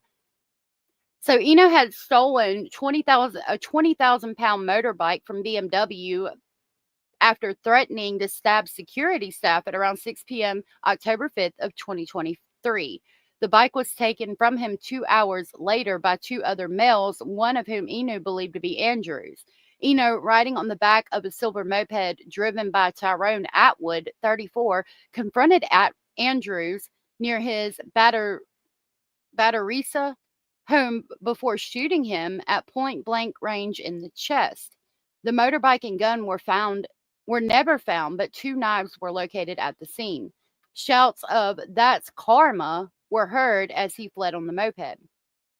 Eno was identified as a suspect through CCTV inquiries and was arrested when he attended a probation appointment on October 26th.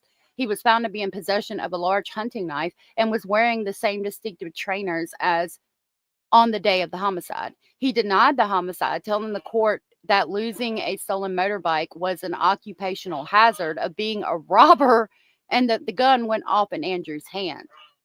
Eno of Tooting was unanimously convicted by an Old Bailey jury on September 23rd. Atwood of Sheepcoat Lane, Batterisa, denied and was cleared of homicide, but was convicted of the robbery of the BMW, which Eno also admitted. The pair had also admitted to stealing a Harley Davidson. Rico should still be here. Following the conviction, Rico's mother paid tribute to him, saying, quote, "My son Rico was truly an amazing human. He literally had the best sense of humor, quick wit, and just made everything funnier. Rico was the most laid-back dude who never took anything seriously. Rico should still be here. His life should not have been taken at 21 over a stolen bike." Axel, the South Point child homicider, also refused to leave his prison cell for a court hearing in February. The teenager, who was sentenced to a minimum of 52 years in prison for the knife rampage, had been scheduled to appear via video link at Liverpool Crown Court to, quote, "correct a technical error," unquote, but refused to participate. Y'all, if I was due in court to be sentenced, if I told them I refused to get out of bed, it's just not going to work. Battersea. Thank you. Battersea. No, you're good. I appreciate the corrections because I mispronounce things all the time. I try to go to Google to get help. I did get my FOIA request back on the disgusting couple who were doing the bestiality and abusing a child. The firefighter and the real estate agent, the one with the red hair that had the 1901 mustache that we read the documents from. They told me that they could not give me any video footage because it was an active investigation and they couldn't release any to me, even if it was redacted. I've still got numerous other FOIAs out that I'm waiting for information on, and I paid for some of that information as well. So I just like to keep you guys up to date with what's going on. So hopefully we'll have something back on some of those tomorrow. The troll. Was he? That case is so gross. I know, right, Norma? Lorianne's getting sick. That's just like Adam Montgomery. They're all pieces of crap. Rhonda, yes, ma'am. boom, boom, boom, bop, bam. Yes, ma'am. I could not agree more. I could not agree more. I want to thank you all for hanging out with me this here day. Thank you so much for being here. You guys are so freaking amazing. And I have so much love for all of you for hanging out with me as we talk about all these cases and get this information out here. I love you all so very much. I hope you all have the best evening that you could possibly have. And I will definitely be back tomorrow, Wednesday, hump day. Yeah, we did cover a lot of stuff today, didn't we, Miss Woozy? And I appreciate you guys giving me your thoughts, opinions, and speculations on them, all these cases. British towns are hard sometimes, yeah.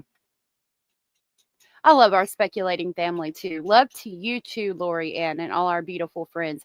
And before we go, I do want to ask you to hit the thumbs up. It's not going to let me scroll down for some reason, so I can't play our little clip, but twinkle, twinkle, baby, and hit the thumbs up. Kim Gettle is leaving the chat. I will see you tomorrow. Curious Christine said, thanks for the timely information and insight. Stay on the good side of life, all my friends. You as well, my love. And I will see y'all tomorrow. If nobody's told you, you are always enough. You are always important. You are always special. And you are always loved. And I love our speculating family so very much. You guys make my day better every single day. I cannot wait to see y'all tomorrow as we talk about Vincent Battiloro. I'm going to see how to pronounce that so I can say it correctly. And whatever else we decide to talk about tomorrow. Y'all stay safe out there in this crazy ass world and have a good night. See y'all tomorrow. Bye.